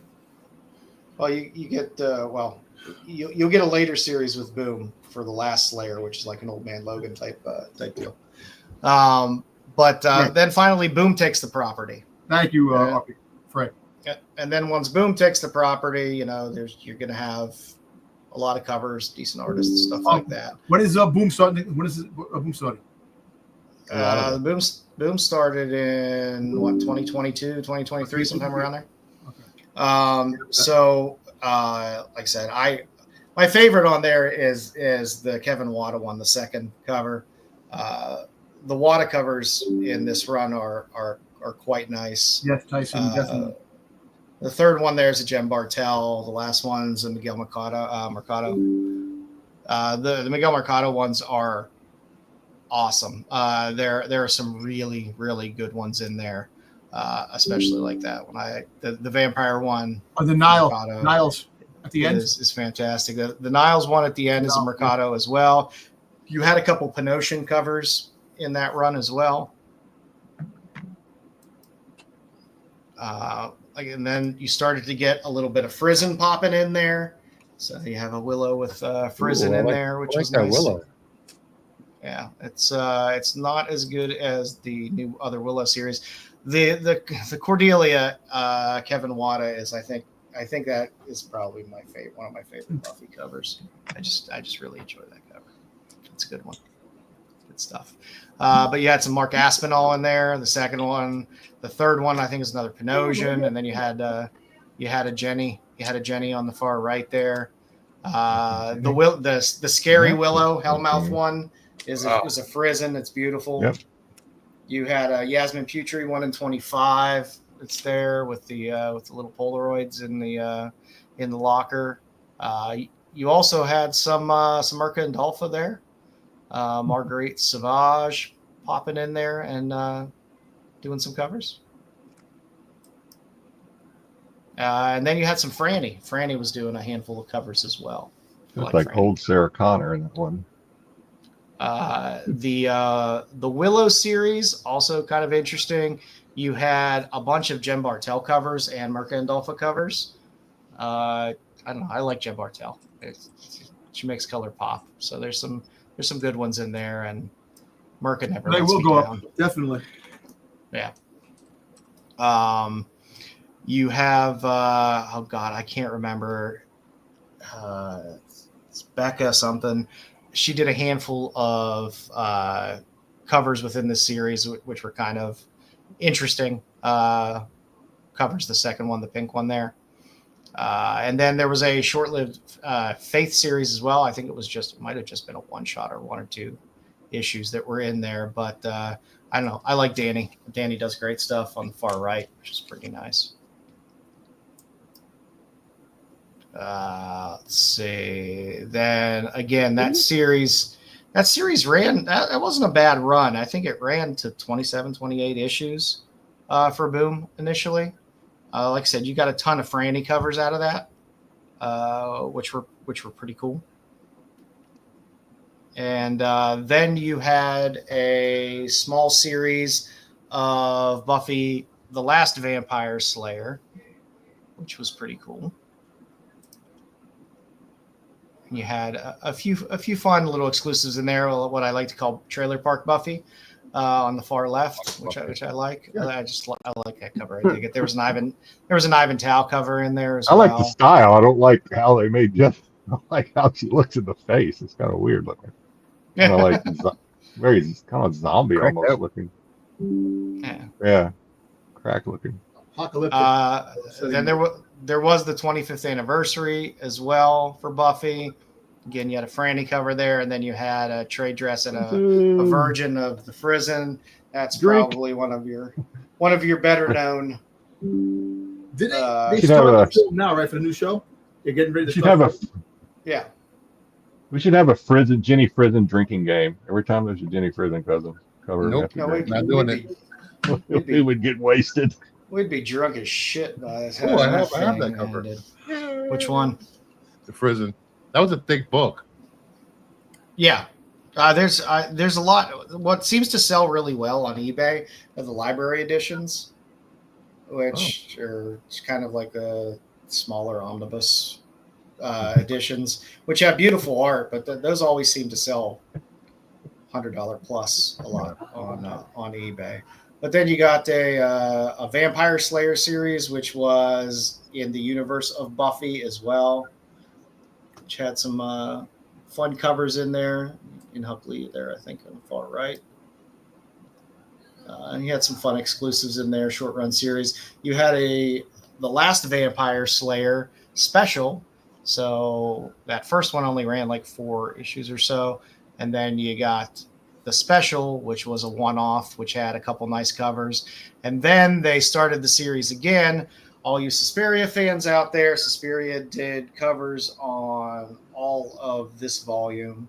So if you want to go out and pick up some relatively inexpensive Suspiria covers, you have your choice in that second volume of Last Vampire Slayer. Yeah, she did 5 covers out of that. So it's a nice little run to pick up. And then I think it's Skylar Partridge on the far right. And then the last one, you got a Nakayama there. That's the only image we have. Apparently Dynamite is getting the title now.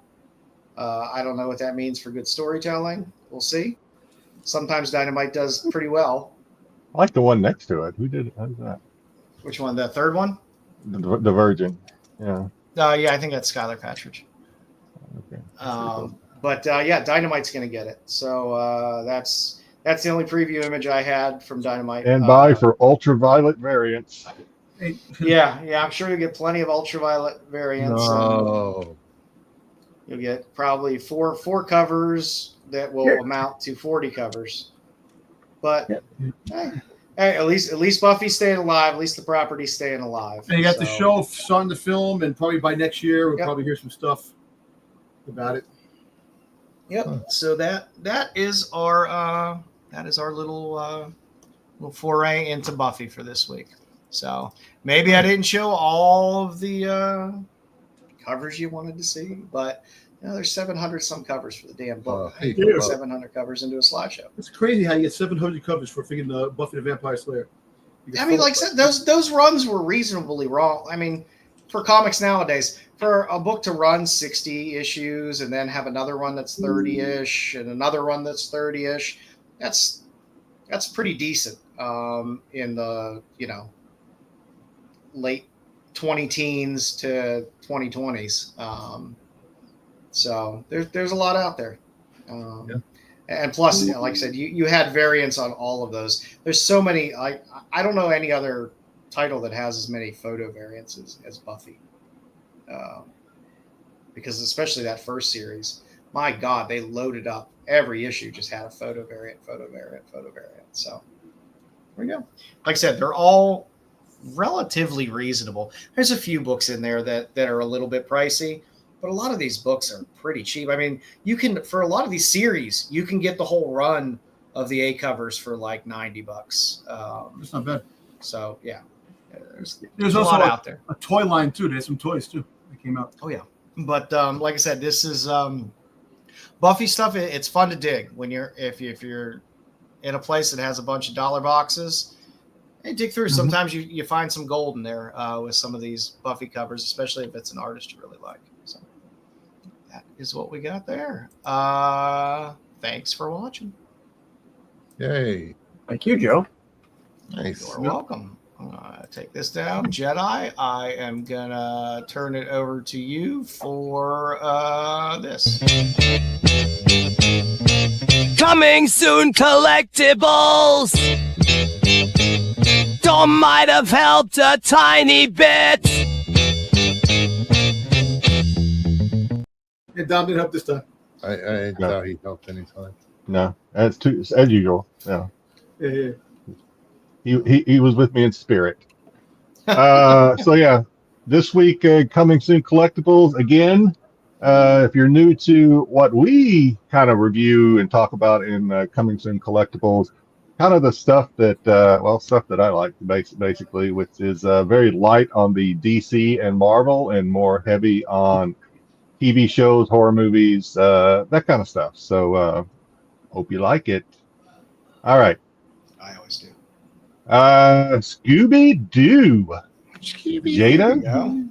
Jada, let me get my cursor out of the way. Jada is doing some Scooby-Doo action figures, 1/12 scale. This is a wave 1, so I don't know. We may get some more Scooby-Doo, right, but we have the Mummy. There you go, Styx. Styx collects mummies. Styx, not listening. Is Jada gonna make Shaggy slap somebody? Maybe. I don't know. There you go, Styx. You have to handle the slapping. I need this one. I need this one. Complete with the reveal face, and it looks like the middle. Looks like he's got the middle finger flip. Oh, it's upside down. Sorry. Yeah, hands are upside down. But I thought the same thing. I was like, is he flipping them off? I was like, is he flipping me off there? And you do have Shaggy with the Scooby snacks. Nice. And you have the Creeper. Nice. Not only do you get the reveal face on this one, you get the face where they're actually pulling the mask off. So it's like the stretchy face, or I guess like they're pulling the mask off, which I thought that was nice. A nice touch. Yeah. Is there? Tell me, there's a spooky space kook. Need some help from you. This is all for wave 1. Again, stand by for wave 2. And then coming up, we have classic monsters. Who is this by? I can't read it. NECA. Okay. Oh, there it is. We have Dracula, Frankenstein, the Mummy, and Wolfman. Pretty cool packaging. You get a little shot of the back there. I have the original Mummy that figure is based on. Styx. They're giving a lot of stuff for you, man. Yeah. Another Mummy for Styx. Perfect. I like it. I like those. I like the packaging. Yeah, it's cool packaging.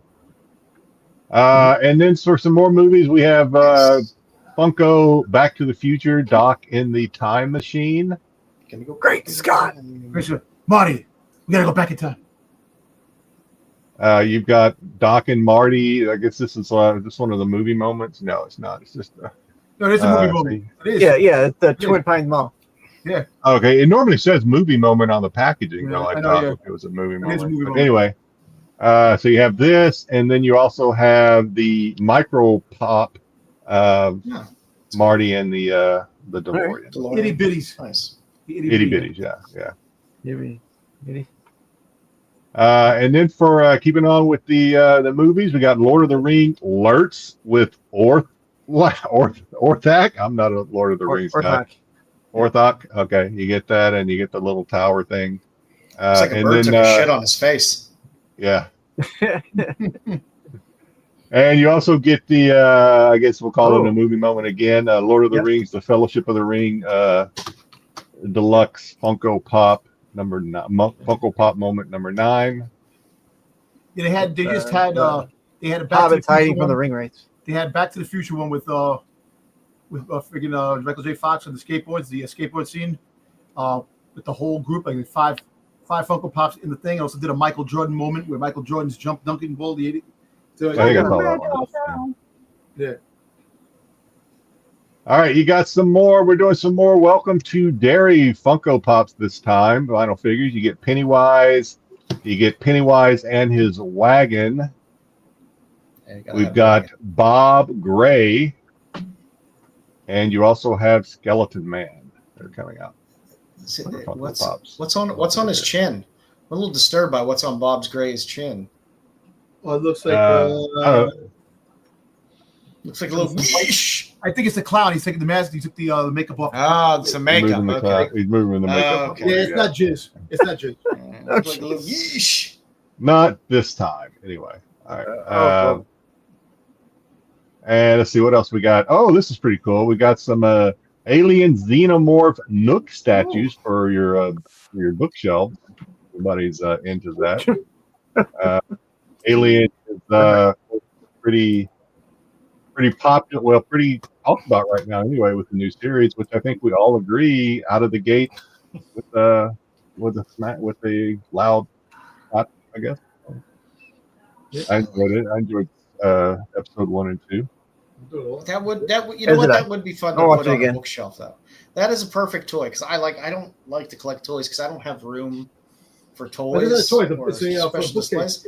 Yeah, but I mean this would be perfect because it is fun in a bookcase to have a xenomorph popping out. It's This is by Culture Fly. More Back to the Future.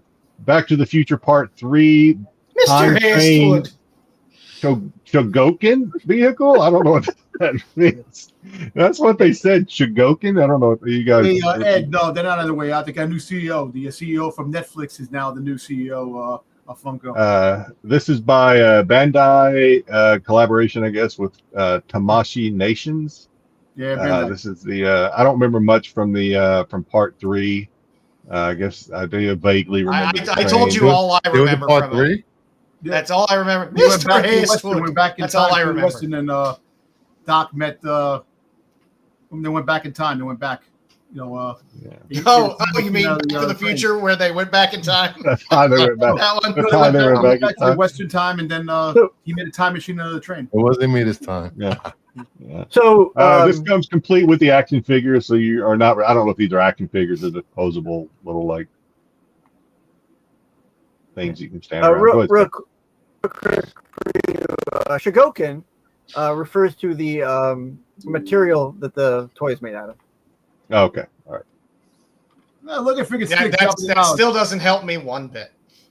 I agree. You mean why do they put it on the? Why do they put it on the label there? Chogokin Time Train. Because it's like saying it's a Lego. So to them, it's like Lego. Oh. So Shogokin is because it's Japanese. Okay. All right, I'll take your word. That helps. Okay. Yeah. Okay. We get these are always cool. Unfortunately, they usually make a lot of these things, and you usually see them on the clearance rack back at Walmart. Unfortunately, beat to hell. These ones might sell good. But, These ones might sell good. These might sell because of obviously Ozzy's passing. But yeah, the Bark at the Moon. This one is flocked. Oh, nice. Flocked werewolf there. I don't think. Hey, for the boys are back. Lizzie. Got a jailbreak, Thin Lizzy, Phil Lynott action figure with guitar. I was in a Super bus 7. and flipped over 17 times. That's fun. And that's it, folks. That's it for this week. Kind of Broke my Walkman. Lost my James Brown tape. Nice. I'm having a bad day. I guess to kind of close out the show, I did throw up a Tubi recommendation this week just because it's up there. So I'm going to just put it up as a recommendation. My recommendation is Pick Up on South Street. Fantastic Sam Fuller movie. If you're not familiar with Sam Fuller's work, He It's is a silent movie. What is it?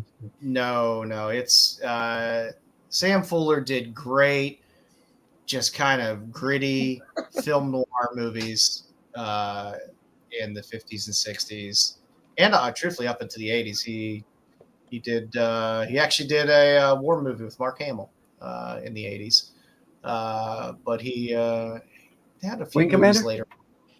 But it is a great film noir. Corvette Summer. Richard Widmark plays Pickpocket.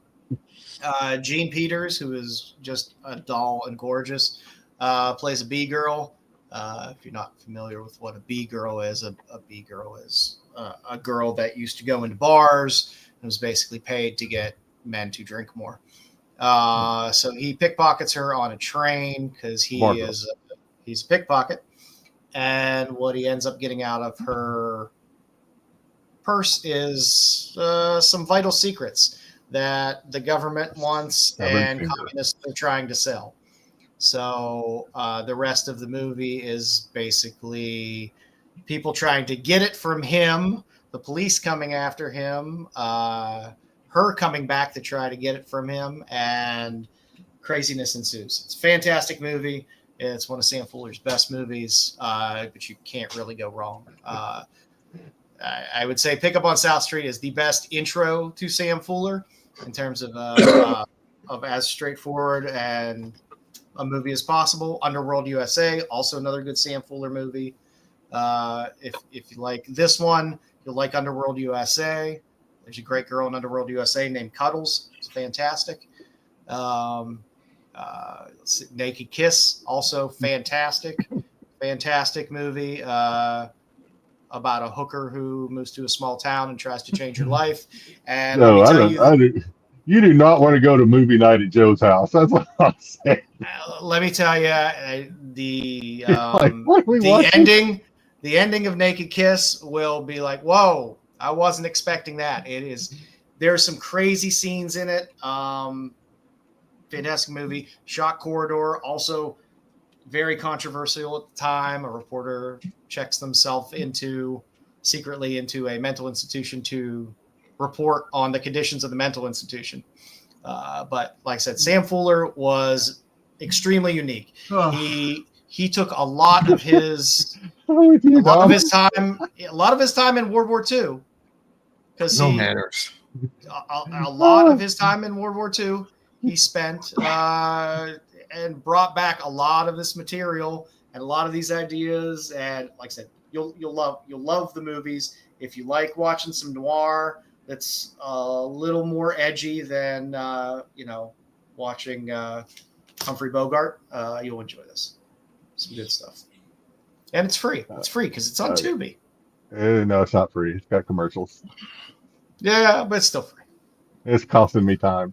I believe. I mean, you of course can find it elsewhere as well, but the purpose of this is Tubi, because not everybody has all the streaming services. So we like to throw out some free suggestions out there for everyone. Yeah. Hey Joe, Cosmic said you should use your slogan there more often.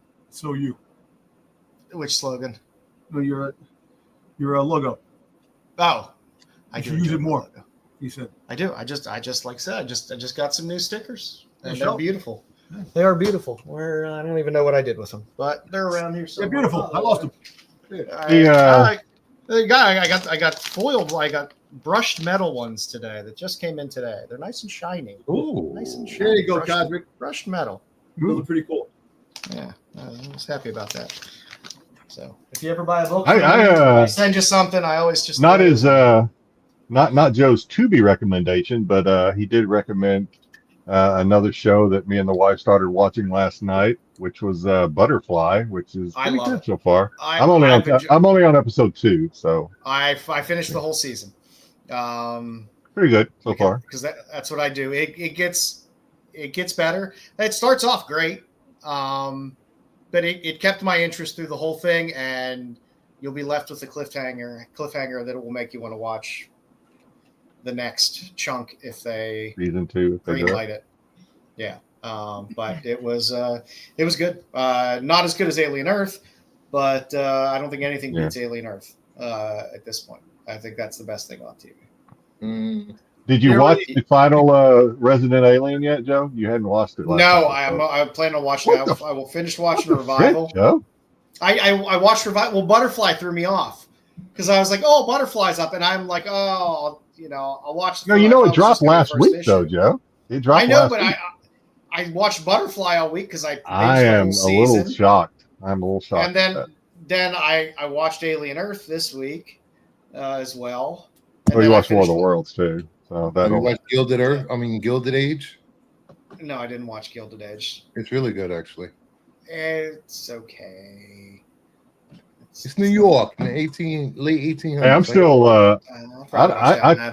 I'm still watching Countdown. Countdown's really good. I thought it's still going. Yeah, is anybody else watching Countdown? Am I the only one watching that? Mm-hmm. No, but I will watch it now. I will watch it now. Countdown's good. It's got Dean Winchester in it. How can it be bad? You know what? I watched the first episode of that when they put it up, and then I completely spaced on the fact that it existed, and I haven't gone back to it. They just finished episode 10 out of 13, so there's 3 more episodes. Oh, that's perfect. So now I have a good chunk to binge. That's good. Twisted Metal is still good. Twisted Metal continues to kill it. Yep. That Ice Cube's War of the Worlds pure cinema. God, was it RP that was talking? No, it wasn't RP last week that was saying that was a great movie. Who was it? No, it was Dungeon. What's his name? I'd rather hold my own shit in my hands. Well, let's get to since we're under 2 hours. Let's find out why Styx didn't hate it. That movie was awful. It was terrible, Styx. How could you find anything? I actually tried to find something redeeming about it because Joe said it sucked so bad. I was like, there's got to be something about it. And I was like, at first when they showed the angle of, they're looking at Ice Cube through the computer screen, I was like, okay, this is kind of different. Maybe this. No, man, it was not good all the way through. It was terrible. Styx, can you give me one redeeming thing about that movie? One thing that was good. Ice Cube owed somebody a favor. There's no way Ice Cube thought that could. I don't know. I felt like I was kept engaged through the movie. So. My engagement was pure anger. That was the only engagement I had through the movie. I watched that movie. I almost fell asleep, and then I wanted to turn it off, and I'm like, no, I'm going to keep going. I was actually texting Joe during it. I'm like, I'm about to turn this thing off. Yeah, I just can't do it. It's like there's like at one point there was like 25 minutes left, and the next time I checked the time, there was 15 minutes left, so only 10 minutes had expired, but it felt like 45. It was, oh God, it's terrible. Yeah, I mean, it was basically an ad for everything. I'm sure the credits. I'm sure the credits were good. Probably the best thing about it. Or Terry, you're probably right. It was so bad. I didn't stick around for the credits. I mean, it's bad enough. It's like, oh, to save the world, I work at a very high level in DHS and have access to things that you wouldn't have access to if you worked at DHS anyway in that type of sector. And and my daughter is this brilliant biologist who's going to be able to save the world. Oh, and by the way, my son's a world-class hacker who can also save the world. And it's like, come on, man. And I use these. He didn't know that, though. He didn't know. I use this high level of access to spy on my children. Yeah, like that's probably the most realistic thing that happened. Abusing surveillance powers. It was probably the most realistic part of that movie. Let me move this satellite over so I can see if my daughter is actually going to work today or something. I was like, what the hell? Yeah, and it was just like it was so stupid and awful. And then Ice Cube's supposed to be this like he's super high up there in this surveillance unit in DHS, but then it's like. He was doing Zoom calls with the president. It's clear that the fucking aliens are pulling data and they want data. And then there's these little alien bugs. And it's like, oh, what's it do? What's it do with that memory chip? I'm like, what? Are you? It's fucking stupid. It was fucking stupid. It just made me angry over and over and over again throughout the whole thing. We're killing. Styx is like Styx. I was just joking. I really hated it. I was just kidding. Don't even get me started on the memory stick Amazon drone. I mean, flying the drone through a collapsing building or whatever the fuck that was. It was. I was just like, because he's an Amazon parking garage. Because he's an Amazon delivery man. He's like suddenly the world's best drone pilot. The hell with goddamn Amazon delivery men. They're figuring out how to pack packages and throw shit in that box. It was an abomination. It took me a good week to get over seeing that movie. I was just consistently pissed. It was such a waste. It had so much potential. It was bad. I think. Well, I'll still say maybe the original is still the best, but I'll say Tom Cruise's War of the World was definitely better than Ice Cube. The TV show was great. The TV. I watched season 1 of the TV show. Season 2's out now, right? Of the TV of the show? Original. Of the TV show. No, the original. The original. Oh, yeah. Because there's a TV show now. War of the World. Yeah, there's a couple. And season 2 just dropped. I remember watching season 1, but I might have to pay. You might have to pay to watch season 2, which is why I haven't watched it. Maybe I don't know. I've watched public access call-in shows that were better than War of the Worlds. That movie. I'm more enthralled watching or listening to C-SPAN. Sit down and watch it with giggles, Tom. Let us know what you think. Hey, honey, we're watching a movie tonight. It's supposed to be really good. Bad. But Butterfly, I give thumbs up to Butterfly. I really enjoyed it. It just kept getting more and more interesting as it kept going on. It kept my interest through all the episodes. They did a nice job with it. Yeah, a lot of my TV time this week was spent watching Stick, which I know is an older show, but I hadn't seen it yet. So. I watched that. I watched that season. It was good. It was cute. It was a cute show. I thought it was pretty good. I thought it was pretty good. Apparently, there's a season 2. They've already greenlit a season 2. So. Yeah, it was pretty enjoyable. And again, Alien Earth, hands down, I think the best. That's the best of the week. It was great. I've told you everything. I have screamed from the rooftops about the brilliance that is Noah Hawley on this show for I don't know how long, telling you that Fargo was fantastic, Legion was fantastic. Noah Hawley directed, wrote all this shit. I just thought the show was okay. Those kids was stupid. They're kids. The brother was stupid. That's the future, man. Our essence will be put in the doctor was stupid. Oh, yeah. I could see how you might. Yeah, I can kind of see that. The kids, cool about it? They put them. They took their brains. They put their adolescent brains in these mature bodies. Is a little. I did not mind that because in reality, send them to a mall to train and test them out. You're gonna send them into a freaking war zone. When the show goes off, they play the rock song. They played 2 rock songs at the end of each episode. Which is the music was good too. Yeah, I like that. But I mean, it captures the feel that the intro scene captures Timothy, the alien so well. Timothy playing a little bit of a different character with the eye that was in the cat, and the cat was dragging its body, and it came out. That was crazy. What do you think about Timothy Oliphant's role in this? It's a little different role. Yeah, a little different. I enjoyed him. Role that he normally plays. He's a figure cyborg. Yep. Yeah. I can't believe that one alien is that destructive. That one alien, the way it's ridiculous. That's even more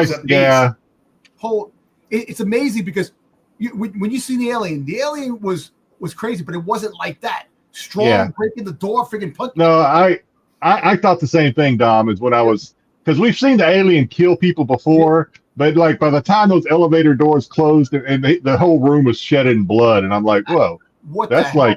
He's working fast now. This is not. What about those? Because the craziness when he put the his second mouth through the guy's head and then started swinging the guy around and threw him. Oh yeah. It's the little things I love. When the alien was holding on to the statue, it was like right around the statue, and you just kind of saw that statue. That was cool. That was cool. I like that. Hey, Paul, what's going on? Peter Pan.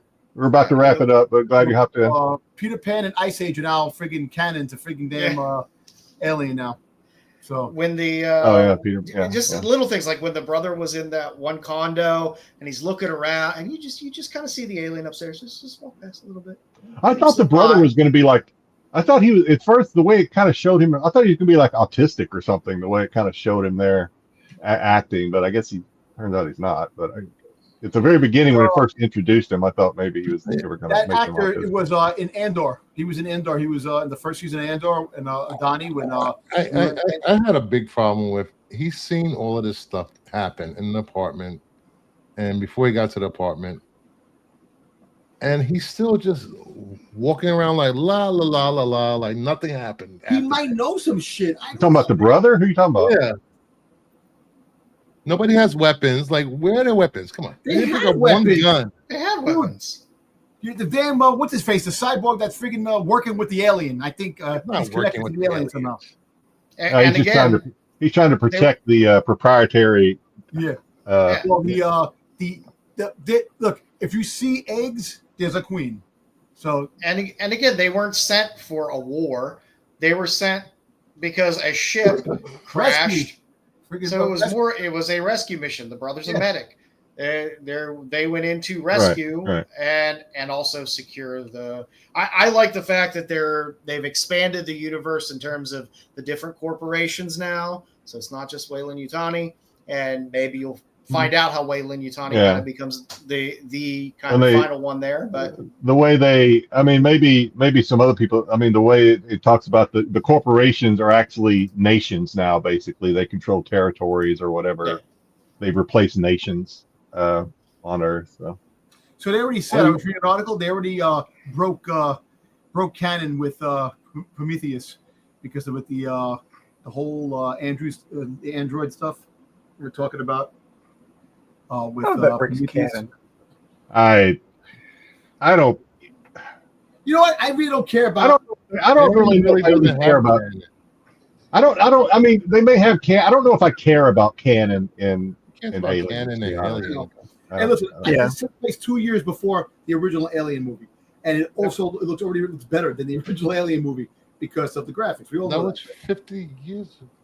But they also, like I said, in that opening scene, they captured the feel of Alien. Yes, and it felt right.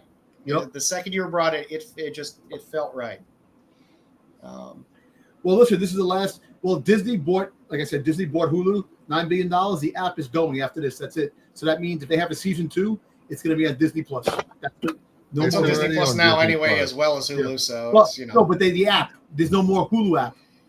Which is fine. That's one less thing I'm paying for. It's been integrated for over a year, Dom. Yeah. No, but I'm just saying the app is going. There's no more app after this. That's it. The app is going to go. It's going to just be Disney Plus where you watch. Explain this to him later. Thank you.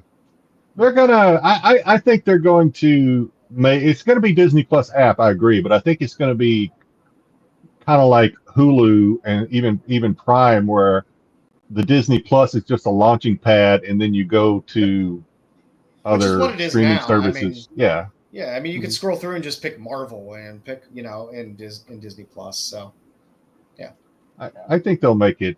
I'm not too worried about it. I think they'll make it user friendly enough. I can figure it out. Hey, the best actor so far ever in Aliens, we got to admit, because you can't talk about Alien without talking about the late great Bill Paxton. Yep. Game over, man. Put her in charge, man. Game over. May you rest in peace. I love Bill Paxton. He's one of Bill Paxton was in Terminator, Predator, and Alien. So he was in all three of those. And Weird Science. And Weird Science. Yeah. Yeah, I don't know. Like I said, I had high expectations. I try not to go into shows with high expectations. I love Noah Hawley in general because I know he's a great writer as well as a director. But I was just pleased. The quality of it for a TV show is fantastic. The guy who's producing the writer, he has already synopsis for like 3 seasons if they take it going. So he's already got stuff written. Do you think we'll see Sigourney Weaver's character in future, like a younger version of Sigourney Weaver's character? Because it takes place 2 years before Alien. because they're but it's taking place on Earth. So it takes place on Earth, but they're gonna have to find out where these aliens came from. So they'll probably send the mission out in space to try to find out. Isn't she already in space at this point? Anyway, no, this is 2 years. No, this is 2 years before Alien. No, okay. Yeah, well, I don't know. He's in space already. I don't know the answer, but I know where Bruce is coming from. If she's traveling in deep space, she's probably in cryo right now, traveling through space. That's true, but they had all these different. I don't. It could be that it was, but they're breaking canon, so it could be any freaking thing. Who knows? Yeah, I'm not going to be upset if we don't get Sigourney Weavers, if we don't get Riley. I'm just saying because the connection with the original Alien crew and the original, maybe there'll be somebody. I'd rather have Bill Paxton. You gonna drag Lance Hendrickson in again? Colonial Marines. Yeah. So. But I don't know. Like I said, it was. Did anybody look up the IBD, the Rotten Tomato or the IM whatever 93. It is? 93. IMDb. Nice. IMDb. Yeah. It premiered. It debuted 93. The same thing as Alien did. The original Alien had the same. That doesn't count. I know it doesn't count. I was gonna say it really doesn't even mean anything for some reason. It comes to wrestling. I've seen high. I mean, I was curious, but I've seen high graded, high Rotten Tomato score shows get canceled, and you just kind of wonder, shaking your head. It has a high rating, and people seem to love it. So, well, just because people love it and high rated doesn't mean people are watching it. We gotta wait for the numbers. Like the critics loved it, and the audience is mixed. It has a 75% audience score. Okay. Everyone. We got a little bit of her, but everyone loved Prey. And how long did it take us to get just a glimpse of her character in the animated? In the animated series. Yeah, I think it'll do it. I mean, it's FX. All right. I mean, granted, I'm guessing live this is coming one of the more expensive. But to be fair with the Rotten Tomato, you don't have to prove that you actually watch the shows to give a score. So people could just be giving bad scores just to give it. It's a beautiful show. I just don't like the Holly's done some of my favorites. So I thought Legion was outstanding. It was not for everybody, but it was a really cool, unique thing. Fargo has been fantastic every season. So Legion got weird though.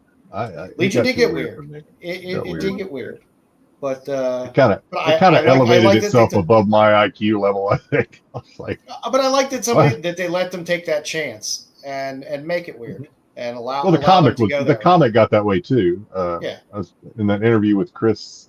What's it? Anyway, they talked about how Legion was an experiment in a way. It really got kind of psychedelic. Yeah. Mm-hmm. So that we got this week for you kids. If you haven't done so yet, please sub up to Rennavision. Sub up to Bruce over at Kingdom Nerds. What you got going on, Bruce? What do I got? I'm hanging out with Styx tomorrow for some reason. We're going. Because I'm awesome. You okay? He's gonna hold the door while I go look for comics. Yeah, he's gonna carry your bags. Yeah, pretty much. He's gonna hold my pocket while I walk through the comic store. Whoa, hold on. You're gonna be playing pocket pool with him, right? Okay, there you go. What are you starting for? I left you alone. At least it's at the end of the show. We're doing this. Okay, fair enough. All right. I got the other comic show. Sunday. My red shirt show sometime next week. We're covering the Raphicon and episode 6 of Strange New World, which is just each episode keeps getting better and better. And then sometime next week I will do a claim sale for Kyle again. Yeah, let me know about that. I will do. And Mr. Six Boy. I'm going to bring my book, so Tyson needs to bring his wallet. Oh. Yeah. I just looked up this goddamn Pokemon thing. I think it's $100 book. What is? You gotta catch them all, man. You gotta catch them all. Goddamn Pokemon.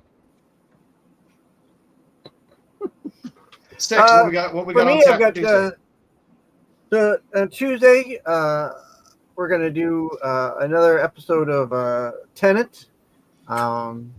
Nice. He is the best one. I'll be putting up the link for that tonight. On the old YouTubes. We'll be watching Army of Ghosts.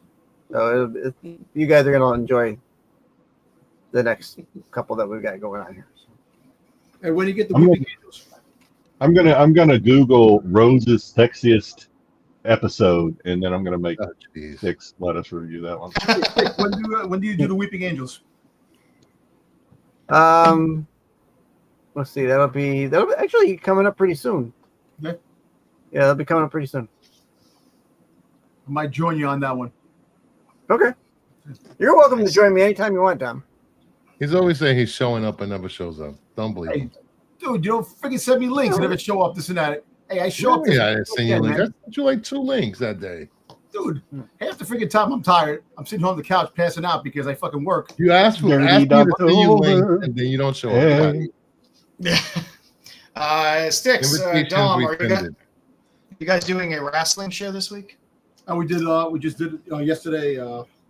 Talked about some of the stuff, some of the news that's going on in wrestling. There's always news, which is great for this content.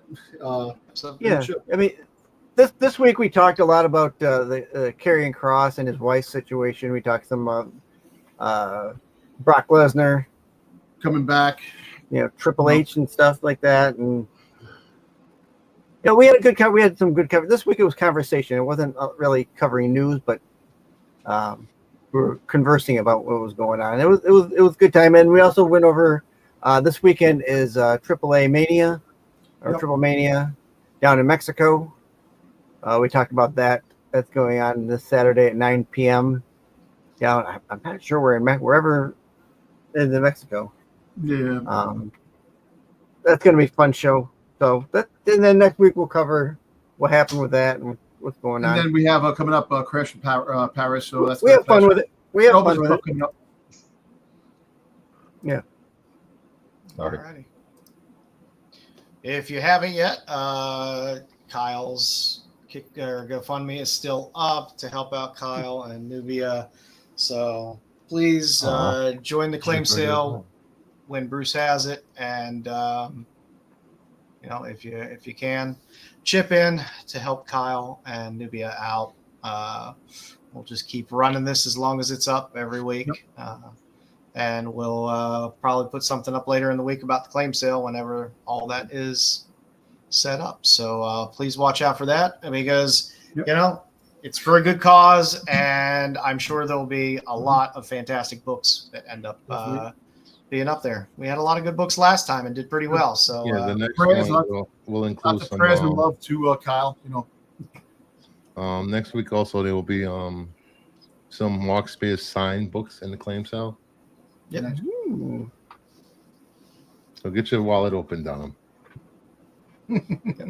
All you Spears heads out there, good stuff. All you spearheads, like it. Hey Dom, I meant to ask you: is Dirty Domtober? Is that a Weird Al? No. Of Dirty Diana. Is that what? No. So apparently there's a kid in wrestling. Rey Mysterio's son is I can't even hear you. Dirty Dom. They call this guy in wrestling Dirty Dom. So I'm the original Dom before that kid was. I like mine better. Just for you, Dom. Dan work. If you haven't watched the slate of wonderful things here at Rennavision, here's what we got going on a regular basis for live shows. Friday, you get the CBSI Hot 10. It's recorded, but Pete lurks in there in the chat for the CBSI Hot 10.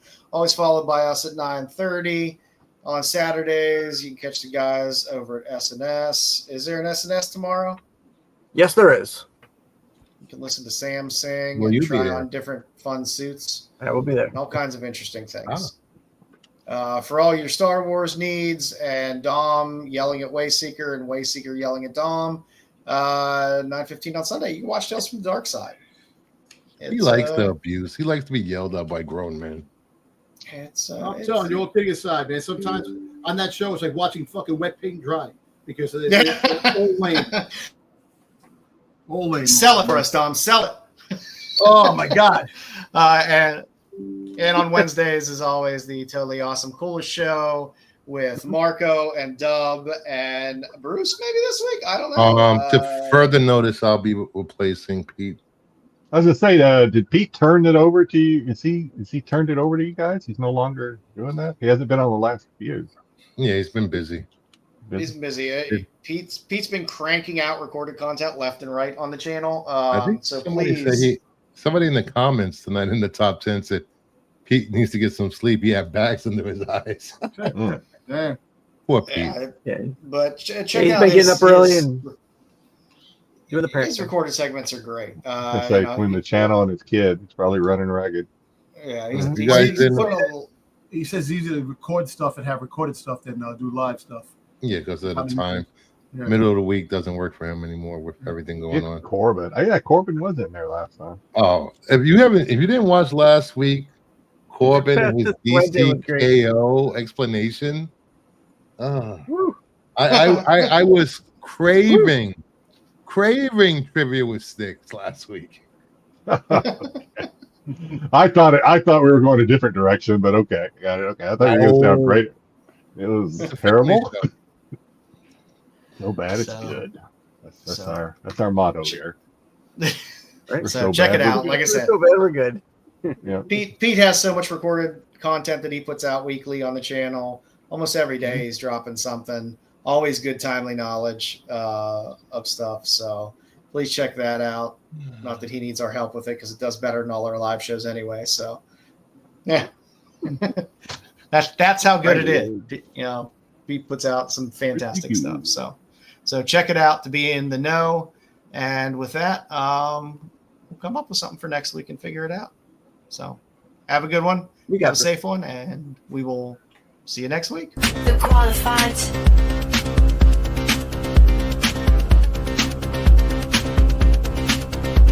The qualified.